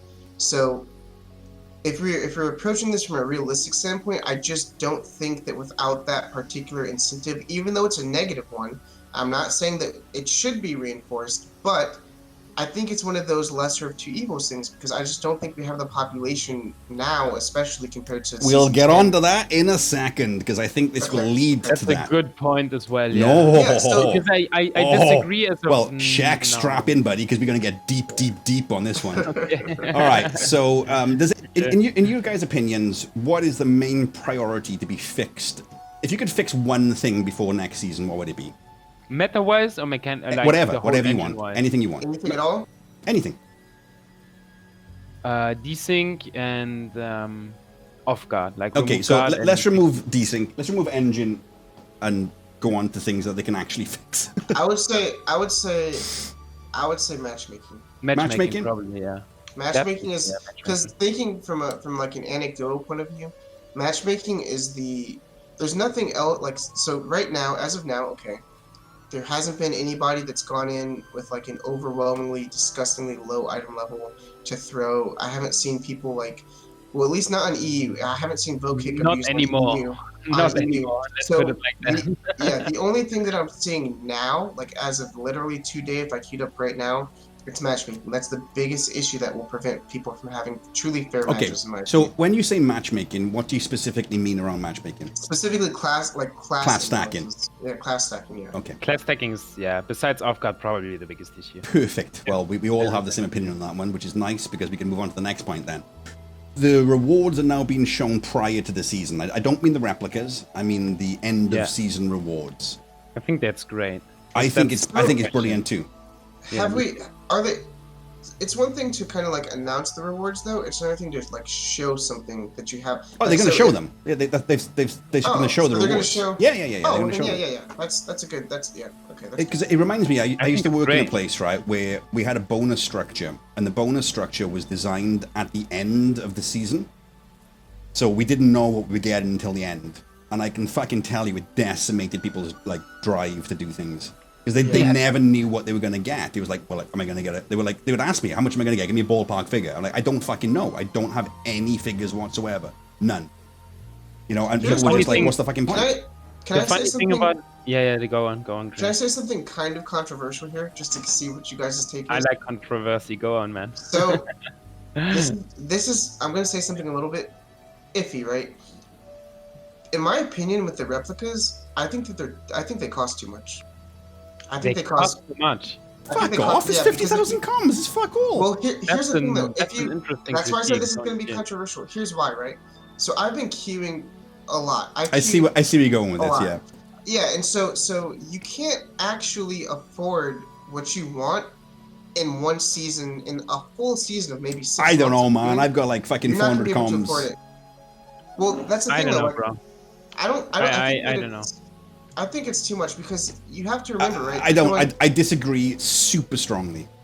Well, that's fine. I'm just saying, if they're going to do like a staggered release of multiple seasons, replicas all within a single season. Did they it say costs too much. within one season? Yeah, I thought they did, didn't they? mean, I could don't be think. I wrong. don't think they did. If I'm wrong, then that's fine. But it looked like from that statement, it looked like they were going to be released all within the same season. Now I could be wrong, and that's fine. No, they didn't give any dates. Let me see if I can just find Okay. this. Hang on a I second. thought the way it was working was they're going to start the season, and then throughout the season they're going to release previous season replicas. You might be right, but And then at the I end of don't the think season, it's that.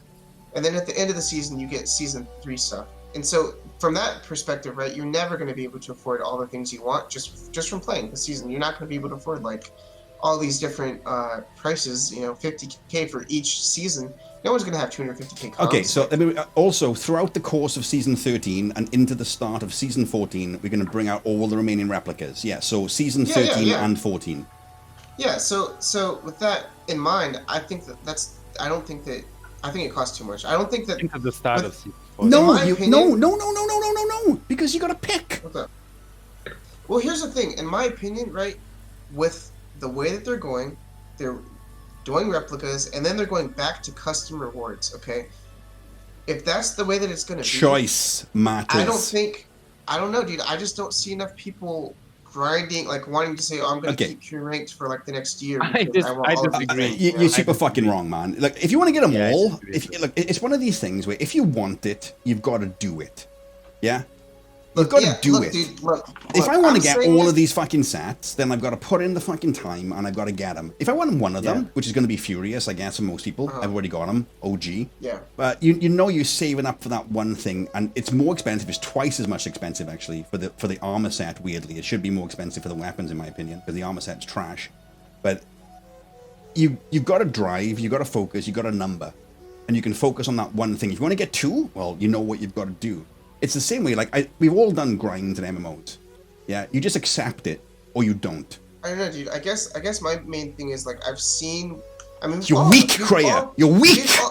Look, dude. No, I'm saying. Look, dude. I'm saying this as someone who has like all of these rewards. I've seen what the season looks like from the beginning to the end, and how it tapers off into the point where, especially on NA, it's really hard to get a pop at all on some days. Like you can go. Okay, full so week that- without getting But a pop. Okay, more so expensive can is I- better. Can I Because then- interrupt you there, Yeah, of Freya? course. Because like there is that's the point I was waiting for, because that has never been an issue on EU. Trust me when I Okay, tell you well, yeah, that yeah, on and EU, like EU you always is- find people to queue solo All right, rank. all right. We'll get into the EU thing In terms in a second. population, And that's you true. But queue with you can't just think about core EU. and on EU. Yeah, I can. Of course I can. Well, But like I'm playing on EU mostly. That's what I'm saying. What I'm saying is that the issue you have on NA is not necessarily as a consequence of the prices of the rewards being too high. Well, no, I'm saying You know okay. what? So if I guess this is what I'm saying. If right? it works on Because- EU, there because is no the reason reward- it shouldn't work on NA. That's I my guess I'm point. saying because the rewards are so high, it's not like if I was on NA, if I only played NA and then I saw the price of the rewards and I keep seeing things being released, and I know that NA isn't going to pop enough for me to even get maybe one thing. Different problem, It's but it's not going to make But me that's a want to different queue problem. it's a anymore. different I problem, agree, and man. also the other things Yeah, we talked about should. That's a mentality Stop issue, that don't you problem. think, Trey? It's not about It's the an price. incentivization problem, but they've increased the rewards, and the rewards are there. So if you're saying that people on NA don't want to play because they don't know the rewards, then I mean that's a weird one. Like you No, can't say no. the rewards are too. I don't know, man. That's kind of like a self-defeating argument. It's kind isn't of it? here. Well, not really though, because look at preseason, right? There's no rewards at all for preseason, and NA is super dead. It's not Yeah, popular. but on EU everybody's playing every day. That's Yeah, the point I no, was it's still making. it's pretty No, dead on no, EU no. as well. But that was a counterpoint to what Stave is saying, right? My counterpoint is, yeah, when there is no incentive because there aren't enough rewards. Yeah, but there it are doesn't incentives, and they're expensive, which means you have to play. pop. Yeah, but I'm saying because of how expensive it is, Is it's 50k not even always- expensive? What do you get for a silver box? Like 13k counts, I think. Is it 13k? So it's not. I thought it was more than 13 or that. 13? It's really low. It's really low. It's not enough for a weapon, or it's not enough for anything other than like titles for silver. That's why I'm saying like I don't think that's right. we can look at it. Well, they might actually change the com rewards, but like assuming you get like bronze or silver, that's a decent chunk taken out of it already, and you can still just grind wins. So I think you got this backwards. Like I I think I don't as know. well that the price is not the issue. 50k is not No. that much, considering that the core ranked players who play every day got 1 million, like 500,000 probably laying 15k around for silver, without- gold is 30k. Here we go. So Yeah, but it's if you not get about- silver, you yeah, get but- 15k. So you need to grind out 35k. 35k Yeah, is easily done. Yeah, even if super you- easy. It's not about the core rank players though. Those guys are going to queue anyway, right? We don't care about those guys per se. That's not who. Like those But guys are even the if ones you that. got Are, fewer Yeah, but players, Kreia, like, you're looking for it's because rewards you for people play who don't not that deserve them. much, man. The No, argument is no, no. people aren't willing to put in the time, I'm but they not- want the results. Well, I'm not don't looking fucking for- get them. I'm not looking for rewards for people who don't deserve them. Just hand things out. I'm saying if we're gonna have an incentive, it should at least be achievable. Is all. Make I'm them more. But It is achievable. It is Y- achievable. If yeah. you want to get them all, it's completely achievable, even if you're saying. shit. In NA's current state, I just don't think that's achievable. But Then then that's the a problem reason with might NA. be another one. Like the factors might be another one, because like the argument I mean, saying I'm- that the I'm- system I'm is even- Yeah, and legacy not comms are at all. coming as well. Yeah, that's true. On EU, it's not an issue at all, you know, because on EU you can get a ton because games pop like all the time, dude. You can log in. They don't. They don't. but then Okay, you- let you me need just to ask dispel a this for the two of you different right now, question. right? Because I've been queuing up for fucking ranked all week. They don't pop until like 7 p.m. in the evening. Yeah. Like it's late, man. It's late. 6, 7 p.m. in the evening. They do not pop until then. They bring it in legacy comms, and these things are basically freebies if you put in the time.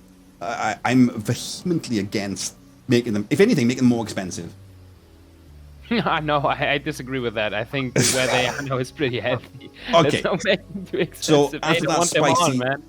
Gonna be the collector. Call me the collector next season. One Yeah, I don't more have- thing before we move on to the next bit, Go ahead. because we're a bit short on time here. The showing the rewards before the next season, universally agree that's good. The wait, what? Show the rewards. Showing the Yeah, rewards before the season. Yeah, Yeah. definitely. Okay. So I want to go on to the reg changes because I think these have wider reaching implications than people have really discussed before. Like the deserter changes and the key removal. So first of all, they've changed how the reward system works in regs. So basically, if you lose now, you get fuck all. You get a chance for like one item and you get like some med packs. If you win, you get a better pack, in which case you get like 2 items, 1 or 2 items, and the same thing. It is substantially better. How do you feel about them changing the reward system in regs to be win based? I think it's great for everybody wanting to play objective.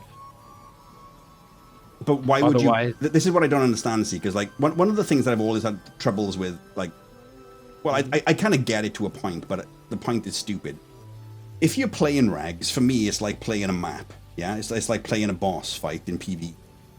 You cannot win that fight without the objectives. It's literally impossible. Someone has to click something, someone has to do something, otherwise the game will never end and it's completely irrelevant. So if you want to just do numbers, solo ranked exists. You can just do solo ranked. Yeah, I don't think that. it's the game mode. The reason I tell you exactly the reason why people don't queue solo rank is because they know they'll face better competition and they'll probably lose, and that's Okay, why they so don't do it. Here's Do where you think it's an ego issue? I Or don't think then- it's an ego issue. I think it's an ease issue. It's the same way that people do dailies on Drum and Casts, you know. It's the same reason people go and farm whatever the fuck it is, you know, like mounts in WoW. It's easy as fuck to do. It passes the time and off you go. But the problem with it is it's been left to stagnate for so long, and this is going to go back to the 8th days because they completely decimated the ecosystem of PvP when they removed 8s in the game. Alright, so I just posted, Go on. in Discord the change to regs that you're talking about. I mean, based on that alone, here it looks like a buff, and it's at the worst case, it's just neutral. Like if you assume No, the that you're losing gonna win- boxes are way worse. Yeah, which is why I said at the worst case it's neutral, because if you assume that over a long period of time you win 50-50, yeah. matches, then it's the same as before. But if Yeah. you're winning, it rewards winning more than it did prior to that. Based just looking on this, I don't think it's an issue. Now let me I don't disagree with that. Let me caveat that by saying that the leaving penalty is an issue, but how they've changed boxes is not an issue. In the Okay, worst case, it's the exactly leaving the same penalty, before, this is in the where- best case, it's This is better. where I got kind of like juicy on things, right? Because I was like super against this. I've been a fan of it. I think I've been on podcasts with you two saying I'm a fan of debuff for leaving games. The reason that I wasn't a fan is because there's so many game modes in the game that are just fundamentally broken. And I don't mean like I don't like this person. I agree that the time and regs is ridiculous. I don't understand. the No, I incentive being- think that they're removing Vandin from the queue. They're removing Quest from the queue, and Odessin is basically not going to pop now. Yeah. The maps that I leave, I mean, I'm a massive reg star. If anything, like I'm the prototype of what they want a regs player to be. You know, it doesn't matter whether I'm playing like any class. I always try to just win the map, and each role fits into a different role in winning the map.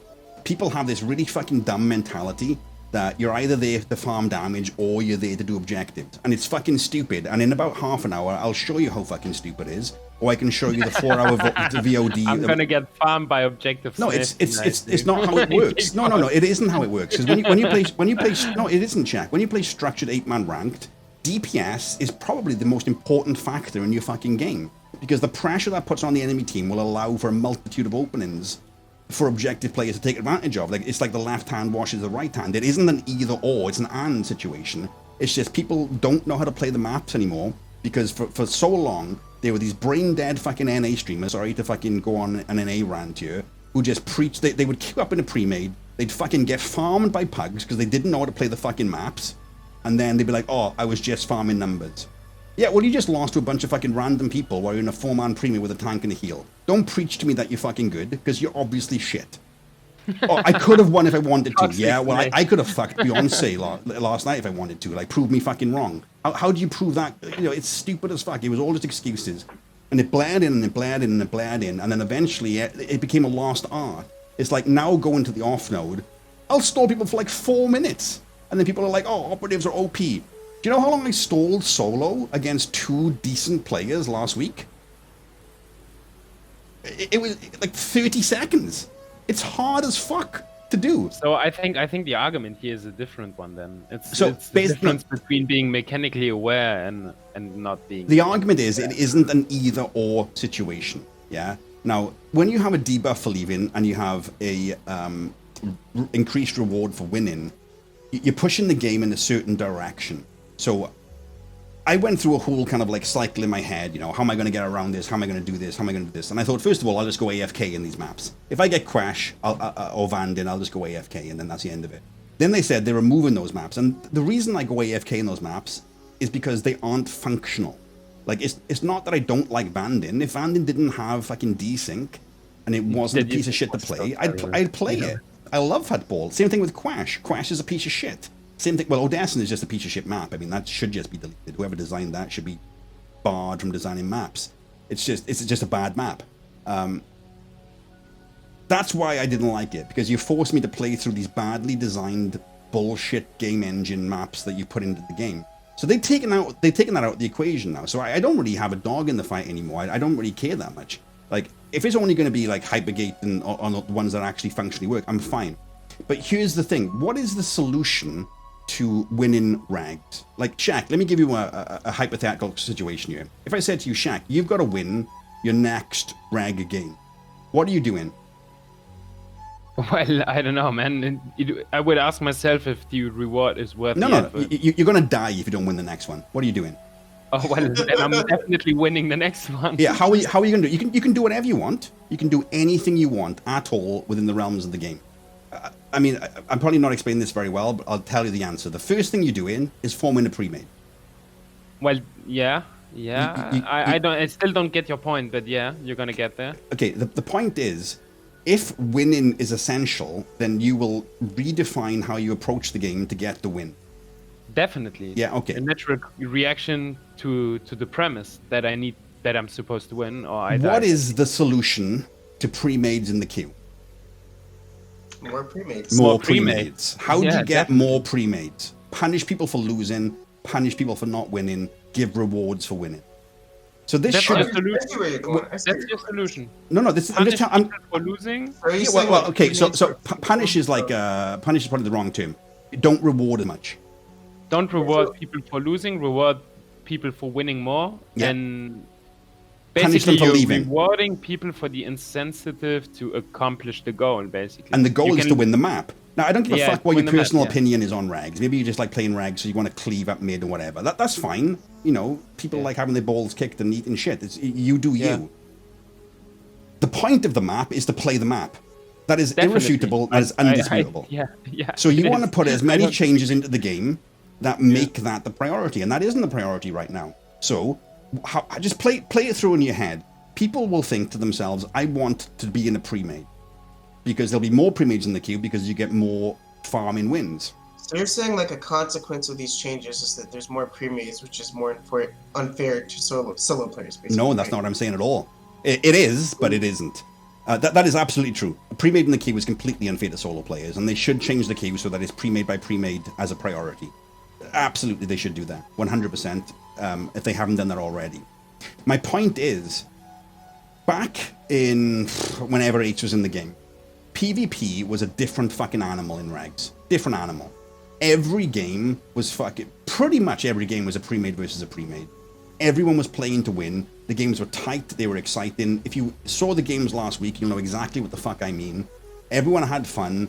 It wasn't just damage farming. It was damage farming plus plus. People had different roles they were doing. There was coordination. There was desire involved with it. Okay, You where gotta did that? explain to me the argument. Sorry to interrupt No, you. no. The damage farm argument, because I don't get that. Where does that come from? Because in ranked, the He's saying insensitive. basically, he's saying Because in basically- ranked, like the mentality is that doesn't exist. Yeah, like, but the mentality to go for DPS in ranked is non-existent. that's different though, right? In ranked That's an 4s or ranked objective, 8s? right? Like you could compare it In to ranked 4s or like, the 8s? objective in ranked 4s? is to go for the kill. Yeah, so, but we're not talking about ranked 4s. We're Yeah, talking about he's 8s. saying, what he's saying is this. So what you're saying, to compare what you're saying, Shek, is basically in ranked, the incentive to win, well, the incentive is to win because there's rating on the line, so people don't just damage farm. It sounds like he's saying basically in regs, people have kind of lost that desire to win, so they just kind of do whatever they want. But why is that? Then Well, that's because they the real don't know what to do. question. Is Why the, is okay, the incentive okay. not to This win, is not where we to go into the next bit, Jack. This is where we go my into the next bit. So Oh, you want to okay. form pre-mades. So you form a pre-made, Yeah. but you're still losing against other pre-mades. Why are you losing against those pre-mades? They're doing objectively because better. they are doing better, or Yeah, because yeah. they Maybe they yeah. just got overwhelming have better DPS. team Like coordination or whatever it is. all those Yeah. things. Okay, so how do you kind of like play around all of this shit? Well, you form a Practicing guild. with your teammates. You form Yeah, a fucking guild. Yeah, pretty much. All right, yeah. so then what happens? You get more PvP guilds in the game. They might be Regstar guilds, for sure, and people might look Yeah. down on them for being Regstar guilds, but they're fucking guilds. So when I'm a new player coming into the game, and I'm like, oh shit, I want to play PvP, but I don't know what the fuck I'm doing, and I see some guy in the fleet saying, oh, Twi'lek Fingerers are looking to recruit. We play Regs, we got pre-mains going 24/7, join us. You know what I mean? You're Yeah, like, I know okay, what you well, mean. I'm new to the game. I want to learn how to play, and then this is how it goes. And this is exactly what happened at launch, right? What happened Did I at say launch? this?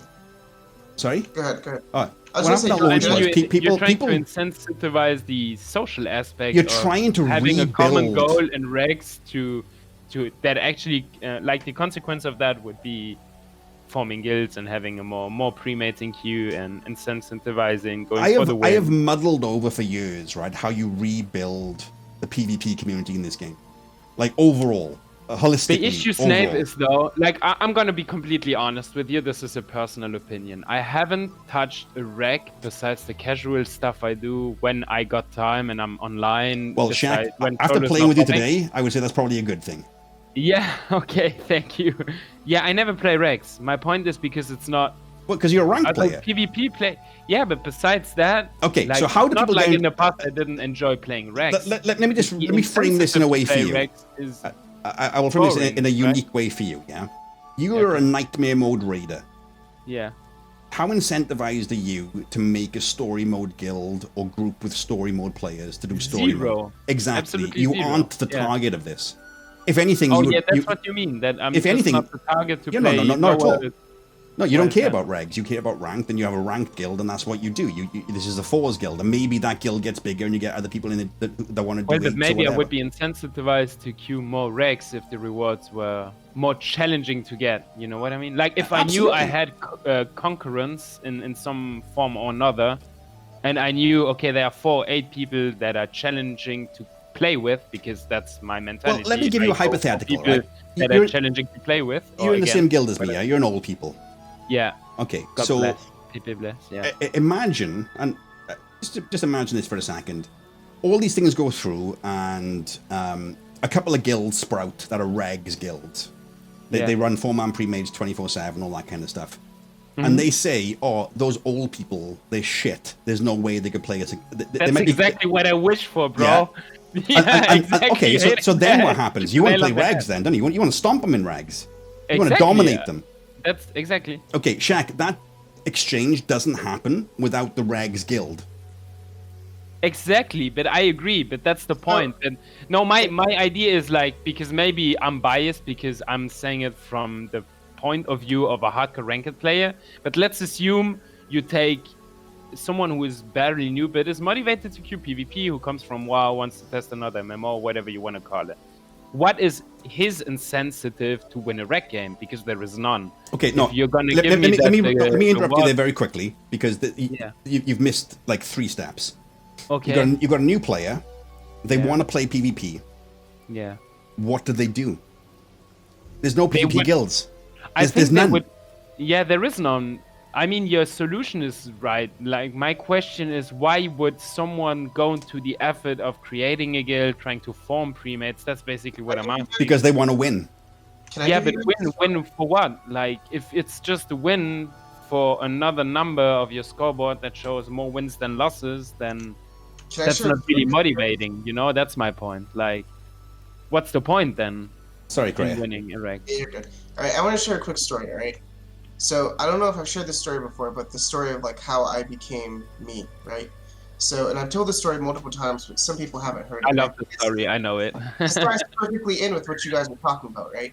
So back when I was like little noob Kreia, I queued up Rank Dude and I got absolutely demolished. And I got demolished by specifically Etude, Double Bubble, Vin, everybody in clickers back on the All right, back. I'm going to speed this story up and saying you wanted a top 3.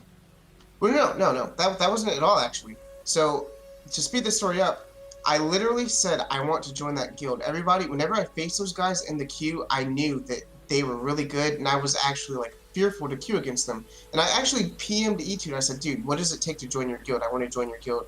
And he's like, oh, well, we only accept people with 2,000 elo or top 3. And then I got the top 3, not because I wanted the top 3. I got it to join clickers. So Yeah. it was about that guild aspect of what you guys are arguing about, and specifically what Save is arguing about, right? And so I think this perfectly leads into our next topic about the community.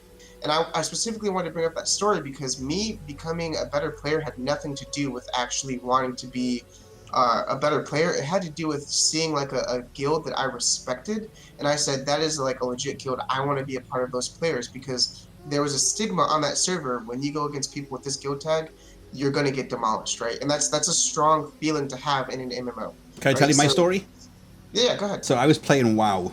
This was back when I was a night elf rogue before I realized the true The horde, double vanish, Loktar Foxtrots. Fuck that shit, man. Undead rogue or get the fuck out. But I was a night Yeah. elf rogue, and I remember it was on Arathi Basin, and it was one of the first ones that I ever played. And, you know, you got like stables, and you've got, what's the other one called? Farm.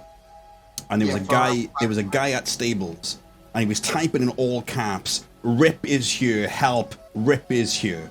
And Rip was an undead rogue who was he was like way higher up the food chain in terms of like armor sets, because you used to have the gear based on your rank, didn't you? You know, you had like the Yeah. Yeah. Back he, then. he was way higher than me, and I was like, look, I'm a pretty juicy slut. Like, let's have a pop with this kid, right? You And, are indeed, my man. he had a pop. He beat me, but it was close. And considering the gear difference, I was like, if that gear was equal, I could have beaten him.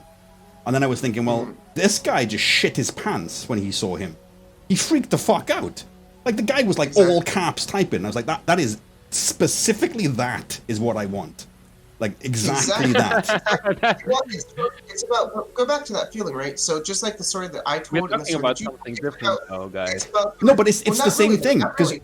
We're talking eventually- about the social aspect, because like I can relate with both of you But that's because the the point, reason that- I went into ranked is the same. What, bro. you think like people aren't like, oh fuck, I'm against Alim. Oh fuck, I'm against Asana. Yeah, Oh, we that's got the Shaq thing. is a free But kill. yeah, the mentality you know? is different because when I went against Salim, I said, "Oh yeah, I'm against Salim." You know what I mean? Like that's the Yeah, incentive. but why did you say that? Because you wanted to take that from him. Because A, I'm a masochist. You and wanted to B, take it I from wanted him. to beat him. Yeah, Exactly. But that's the point. I did the same Right? thing when I saw Yeah, Rip. I was like, exactly. I want a slice of that fucking pie.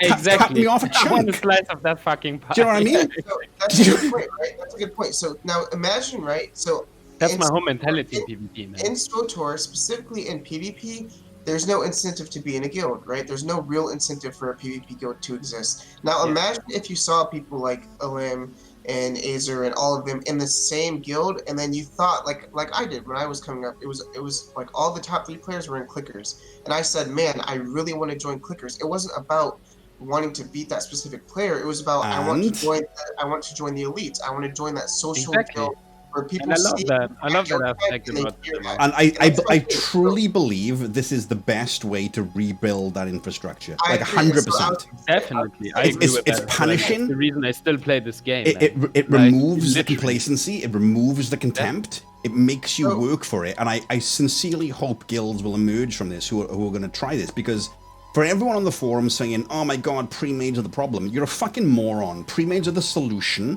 They are Premiums weak, necessary. brother. They are not Premiums are our required. kind. Here's what I want to say, right? So moving on to the next point and tying in our current, I think we're all on the same feeling, right? That seeing a powerful guild tag or a powerful title or a powerful name, period, is enough to inspire somebody to want to do better. And it So doesn't on exist that at the moment.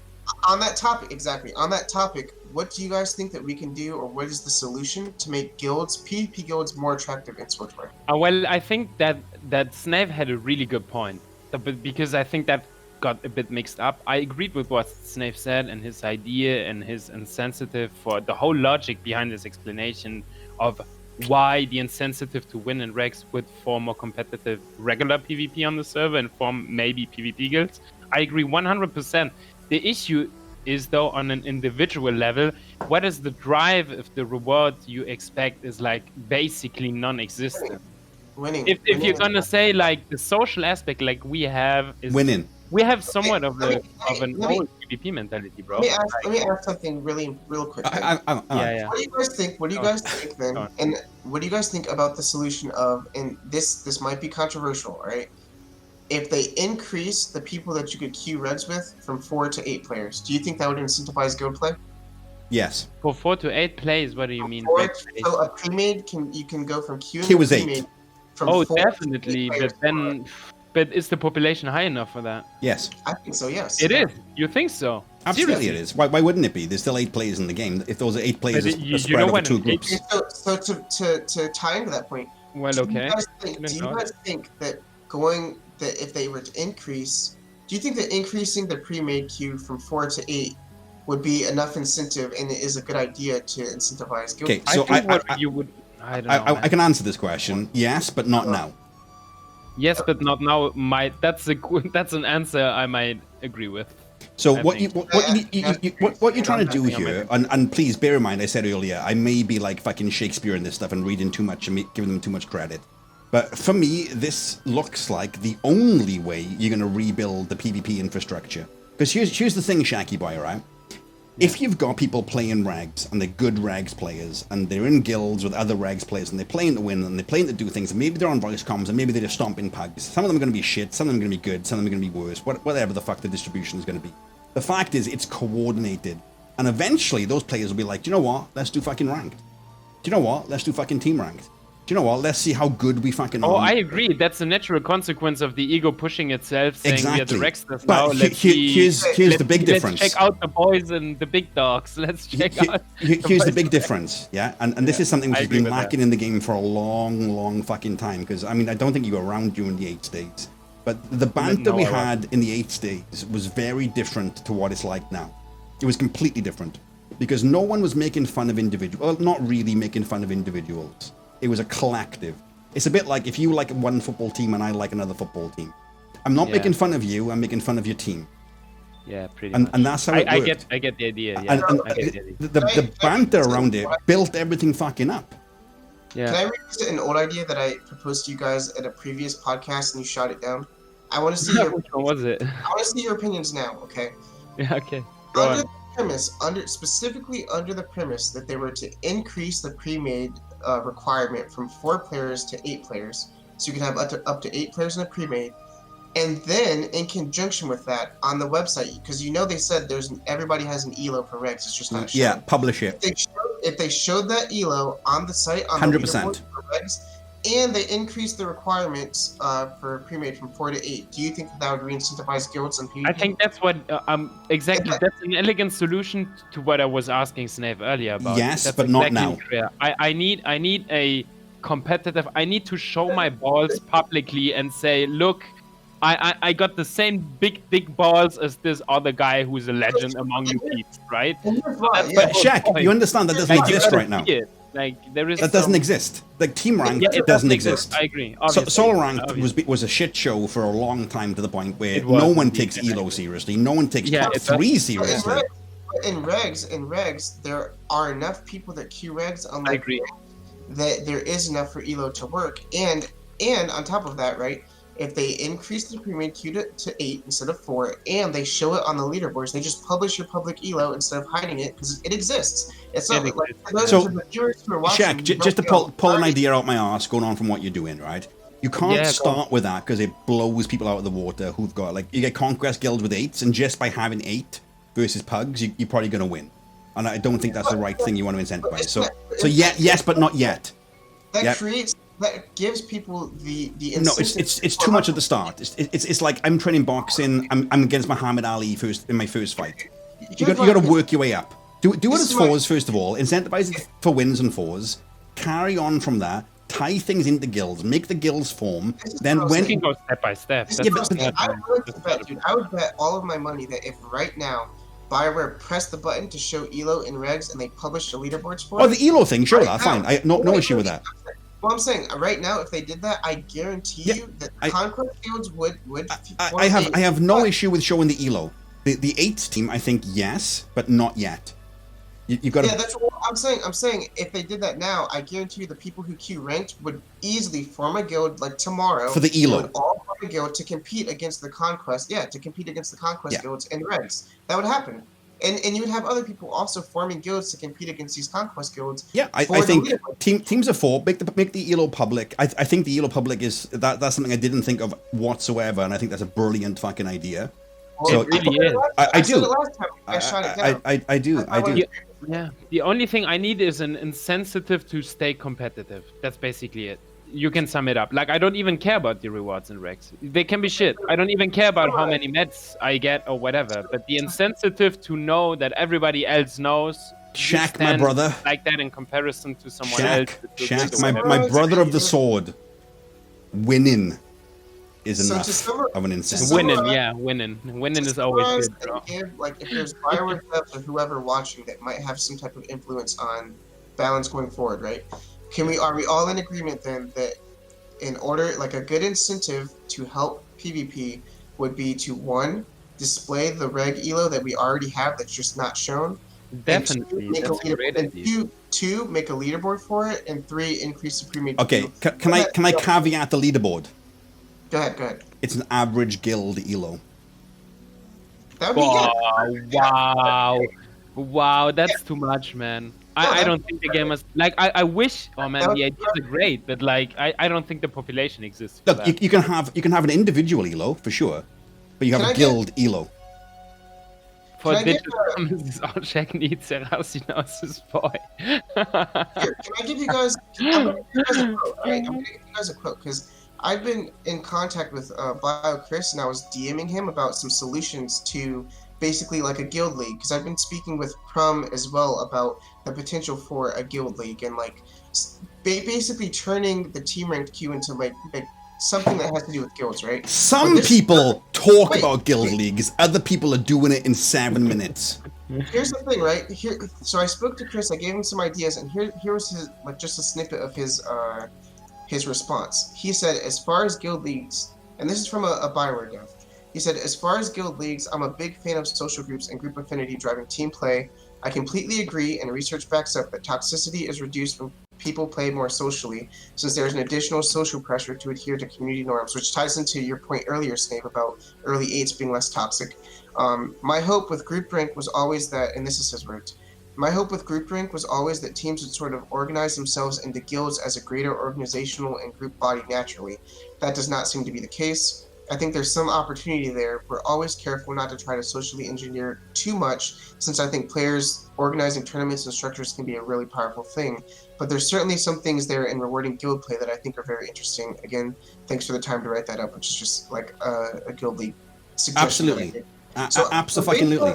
Based on like the BioWare devs' own opinion, right? It already seems like that was kind of their idea, was to promote PvP guilds, and that they thought that the players would kind of take that into their own hands. But right now, I think we can all agree there's just a lack of incentive. I have preached this for fucking years, right? You can't. Forward, I really think that we just need to. It's as simple as just put the first foot forward, BioWare, and implement a leaderboard for Regs. Just show everybody the Regs elo. Yeah, do it. Implement a leaderboard for Regs. That's the first step. And if you guys can just do that first step, I guarantee you. I don't think you need a leaderboard. Just have the rating. I guess the leaderboard is ancillary to that anyway. Whatever. The leaderboard is a consequence of showing the rating, obviously.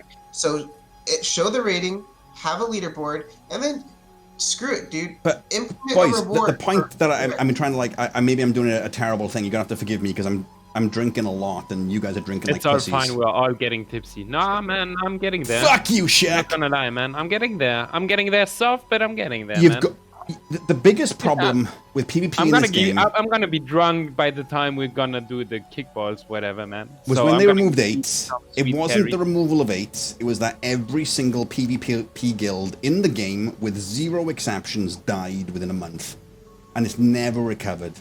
Never to this day it hasn't recovered. You've got to And there's still rebuild that no infrastructure. chance, dude.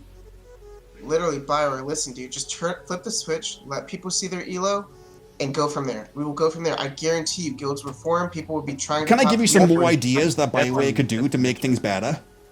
That's a natural consequence. But Right. you know that the natural next step after that would be, well, guys, now Wait, we wait. got the leaderboards. What's the reward for the top three? That is- Whatever, Yeah. whatever. That comes in. That comes in It's whenever. step by step. I Yeah. don't want to get ahead So- of myself, so one step at a time, I guess. God damn it, Shaq! I completely forgot what the fuck I was gonna say now. Sorry, bro. TLDR, look, dude, guys, just flip the switch. Camping. I guarantee you, it'll have the effect that you guys want, and guilds will form, dude. People, like you said, Shaq, or as you were saying, you think that there needs to be a reward. I really don't think so. Conquest as it is, people like seeing their guild's name plastered on a planet. People, if they saw their guild's name plastered on a leaderboard, dude, I guarantee you, multiple. Can you imagine the guilds- conquest I agree, guilds? Claire. I No, agree so- with so- you both. Like, Okay, oh, it's not that wait. I'm I remembered. disagreeing. The big problem I had with the lockout changes was I always felt like they were trying to go for a cultural change, but without addressing the culture. Like they weren't doing Yeah, that. yeah. So That's a good way to put it, actually. I like that. So here's the thing that I thought they could do. Like, they can press go live on OBS whenever they want. They can team up with people who are streamers like Shacky Boy. You would 100% team with the dev for Rags, and you probably actually play to win rather than Definitely, farming, bro. If rather there than was a farming leaderboard- 4.7k DPS like a fucking Mongo. Yeah? Like, Bro, if there was you a can, leaderboard, I'm in on it. but that Like, changes that's that easy- changes as the easy as culture. that. You like the whole thing with influencers in the 21st century is a big deal. Like you get people who have some kind of like impact on the community and the people around them, and then you kind of push that behavior in the direction that you want. So if they came out and did a stream saying, "Hey guys, we're doing these changes to rank right now. These are the reasons we're doing them. We want more PvP guilds. You don't like them? Tell you what, find a few friends or don't, or look for guilds who will like carry you and help you improve. This game is meant to be a social experience where you learn from other players, not from a fucking website. Like, these things can exist if you want them to. At some point in time, you've got to hold the community responsible for their own fucking actions. Like, the community is always like, we want more, wow, we want more. And none of us do fucking anything. Well, I mean, this is probably a bad the example funny of me to thing say about that, because that, we all do like- something. You know what I mean?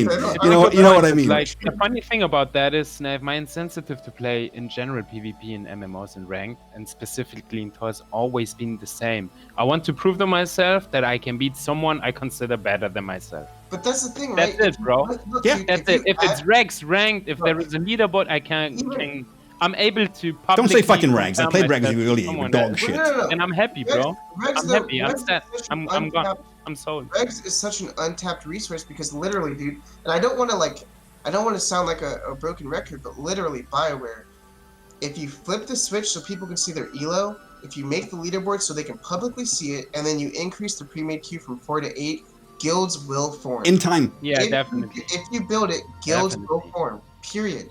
Because people, Definitely. when it comes to a leaderboard, dude, even if there's no top 3 related to that, people want to see their guild or their name or Within what- the community. Let it work in It's time. a social over aspect time. between the Correct. within the community, which is And really then the interesting. rewards can come later. The rewards can come later. You don't even have to focus on that. Shaq, You know I what's really swear to God, interesting man. about I this? swear to God. What's interesting is you're going to play 8-man Rags tonight and you're going to get fucking dunked on. I am. I'm gonna be the first target, dude. Like, that's so obvious. Like, I'm gonna get. Well, spanked no, so it's hard because across the floor. I said, right, at the launch of fucking ranked arenas, the amount of tracking you've got to do in 8s is far higher than 4. First target. It's is a already it's a different type of skill, and I've played a lot more ranked now, and I appreciate the difference more than I did at the beginning. But it's a different thing. It's a different dick to suck. It You know is. what I mean? And I did it last week, dude. I did it last week, and it was crazy. It was it was the most fun I've had in a long time, and I think a lot of people felt the same way. Dude, but hey, let's I was keep this shitting up. myself on the off node. Because, like, I'm fucking Mr. fucking Offload, and I got two boys who have been, like, fucking, they know exactly how to shut me the fuck down. They've been watching my stream for, like, fucking 7 years, so they I'm know really exactly happy the that patterns. I'm able to take part in it tonight. We had You're hyping me quite a lot. Dude, it was amazing. You were rotating like a beast, dude. Oh, dude, was a Cat beast, is just OP. Yeah. Cat's just OP, like, it's just flat out. He's like, let's got that Russian autism power. You can't compete with that shit. So to the point of how can we best assist players into getting back into the game, I think we can all agree then, to our point, if you flip the guild switch elo, or flip the elo on regs, new players will want to join those PvP guilds because they'll form up, and I think that takes care of itself. Do you guys agree? I agree. I agree with everything you interrupt said, though, apart from there? 8s immediately. Okay. Because, like, I find it really interesting that tonight most topics we're talking about, the general issue of most of them, like it's like a silver lining going across all of them, is the social aspect and the consequences social aspect has upon the game and the community in general. Absolutely. Because what we are saying is not like, oh, we want rewards and we are happy with rank rewards and stuff. Hey, Shaq, it's almost like this is an MMO. It's almost like it's an MMO. Unbelievable. After 7 years, bro, we are getting there. We are getting there. It's a late birth.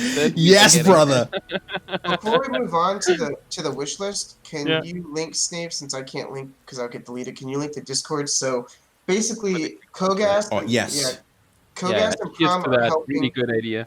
Yeah, Kogas and Prom have been really pushing an initiative to get people into Kickball on NA, since it's one of the more dead regions. So Snave is going to link 2 Discords, a Satoshan Discord and a Starforge Discord. And I think I've been in communications with them, it seems like they're going to try and combine those into one Discord at a later date, which would be a lot better since we'll have everybody into one place as opposed to having to be in multiple different servers. But yeah. So we're going to link those, and they're basically, if you guys want to do kickballs on NA, you guys can just join those Discords. And where did you link them, sorry, Kreia? They're in, in chat. Yeah, I got them. And so that's like a community-driven thing to try to get us all basically together, to come together as a community and to, kind of fix the issue of group ranked being more dead, on some of the other servers. And with that, we'll move on to the wish list. So, well, they've said they're going to fix desync. Yeah, I was just about to say, with PvP performance, it actually seems like they have stated that they're going to try to fix desync, which is why they've taken that initiative to go ahead and disable some of the hutball maps, which I think is huge. They've never done that in the past. It's a gargantuan fucking move, and God bless you. Man, I'm so happy about that. Like, so I think because like the criticism, because I'm gonna point it out before any of you says it. The criticism about that is I'm really glad about it. I think it's great. It's grandiose. It's what was supposed to happen years ago. But the issue a lot of players are having is that they think that since these things seems to be related, I don't know if that's actually true, but that's what everybody has always been saying forever, is that desync is related to the engine itself. It is, 100%. And that since they are not going to change the engine or rework it, that they are basically just removing it and never giving it back. So I don't know if that's true. I hope it's not. I'm with you that I'm hoping that it's going to get fixed. But yeah, that's a valid point, I would say. Yeah, they did say try, so I don't want to promise you guys anything, but the fact that they are actively looking into fixing it and they've actually taken steps to try by disabling some of the broken maps is huge in itself, so we can't discount that for I agree 100%. I just hope it's in the good faith, like it's not just for the sake of telling us, giving something to the all right, boys. Well, I think I don't think that we have to think it's in good faith. Just the fact that they disabled the maps in general, they've never done that before, so. I think agree. what they've done, 100%. I was shit in the bed on Tuesday, and I'm so glad you couldn't make it until Friday because we have a much better measured approach now. We've seen all the shit they've done. And, so first of all, what I want to do is apologize to Chris and Mike B because I went ham on them all week about bullshit changes they were doing. And is that a Snave apology? Yeah, well, I apologize all the time. I'm wrong, mate. It just doesn't happen very often. I didn't get one of those yet. We need an emote called Snave. Oh, Shaq, I'm sorry. You're so fucking handsome, and I hate you for it. What the fuck do you want from me? Somebody make a Snave sorry. Oh God, Shaq, Kreia, I'm so sorry. You're so fucking adorable, and I love you. What the fuck? No, but I think what they're doing at least shows they're trying, and fucking God bless. That's enough for me right now. That's more than we've had. Do you know what I mean? Going on, yeah, we haven't had anything like that ever, I don't think. All right. So on the topic of stuff, no, I think we're done with everything, aren't we? Yeah, well, I was going to say to the Doppler and the UI tweaks, those two kind of go hand in hand. We've already talked about Unique Rewards, so it's just that last topic of UI Cool. and dot. Boys, we're going to take a brief break.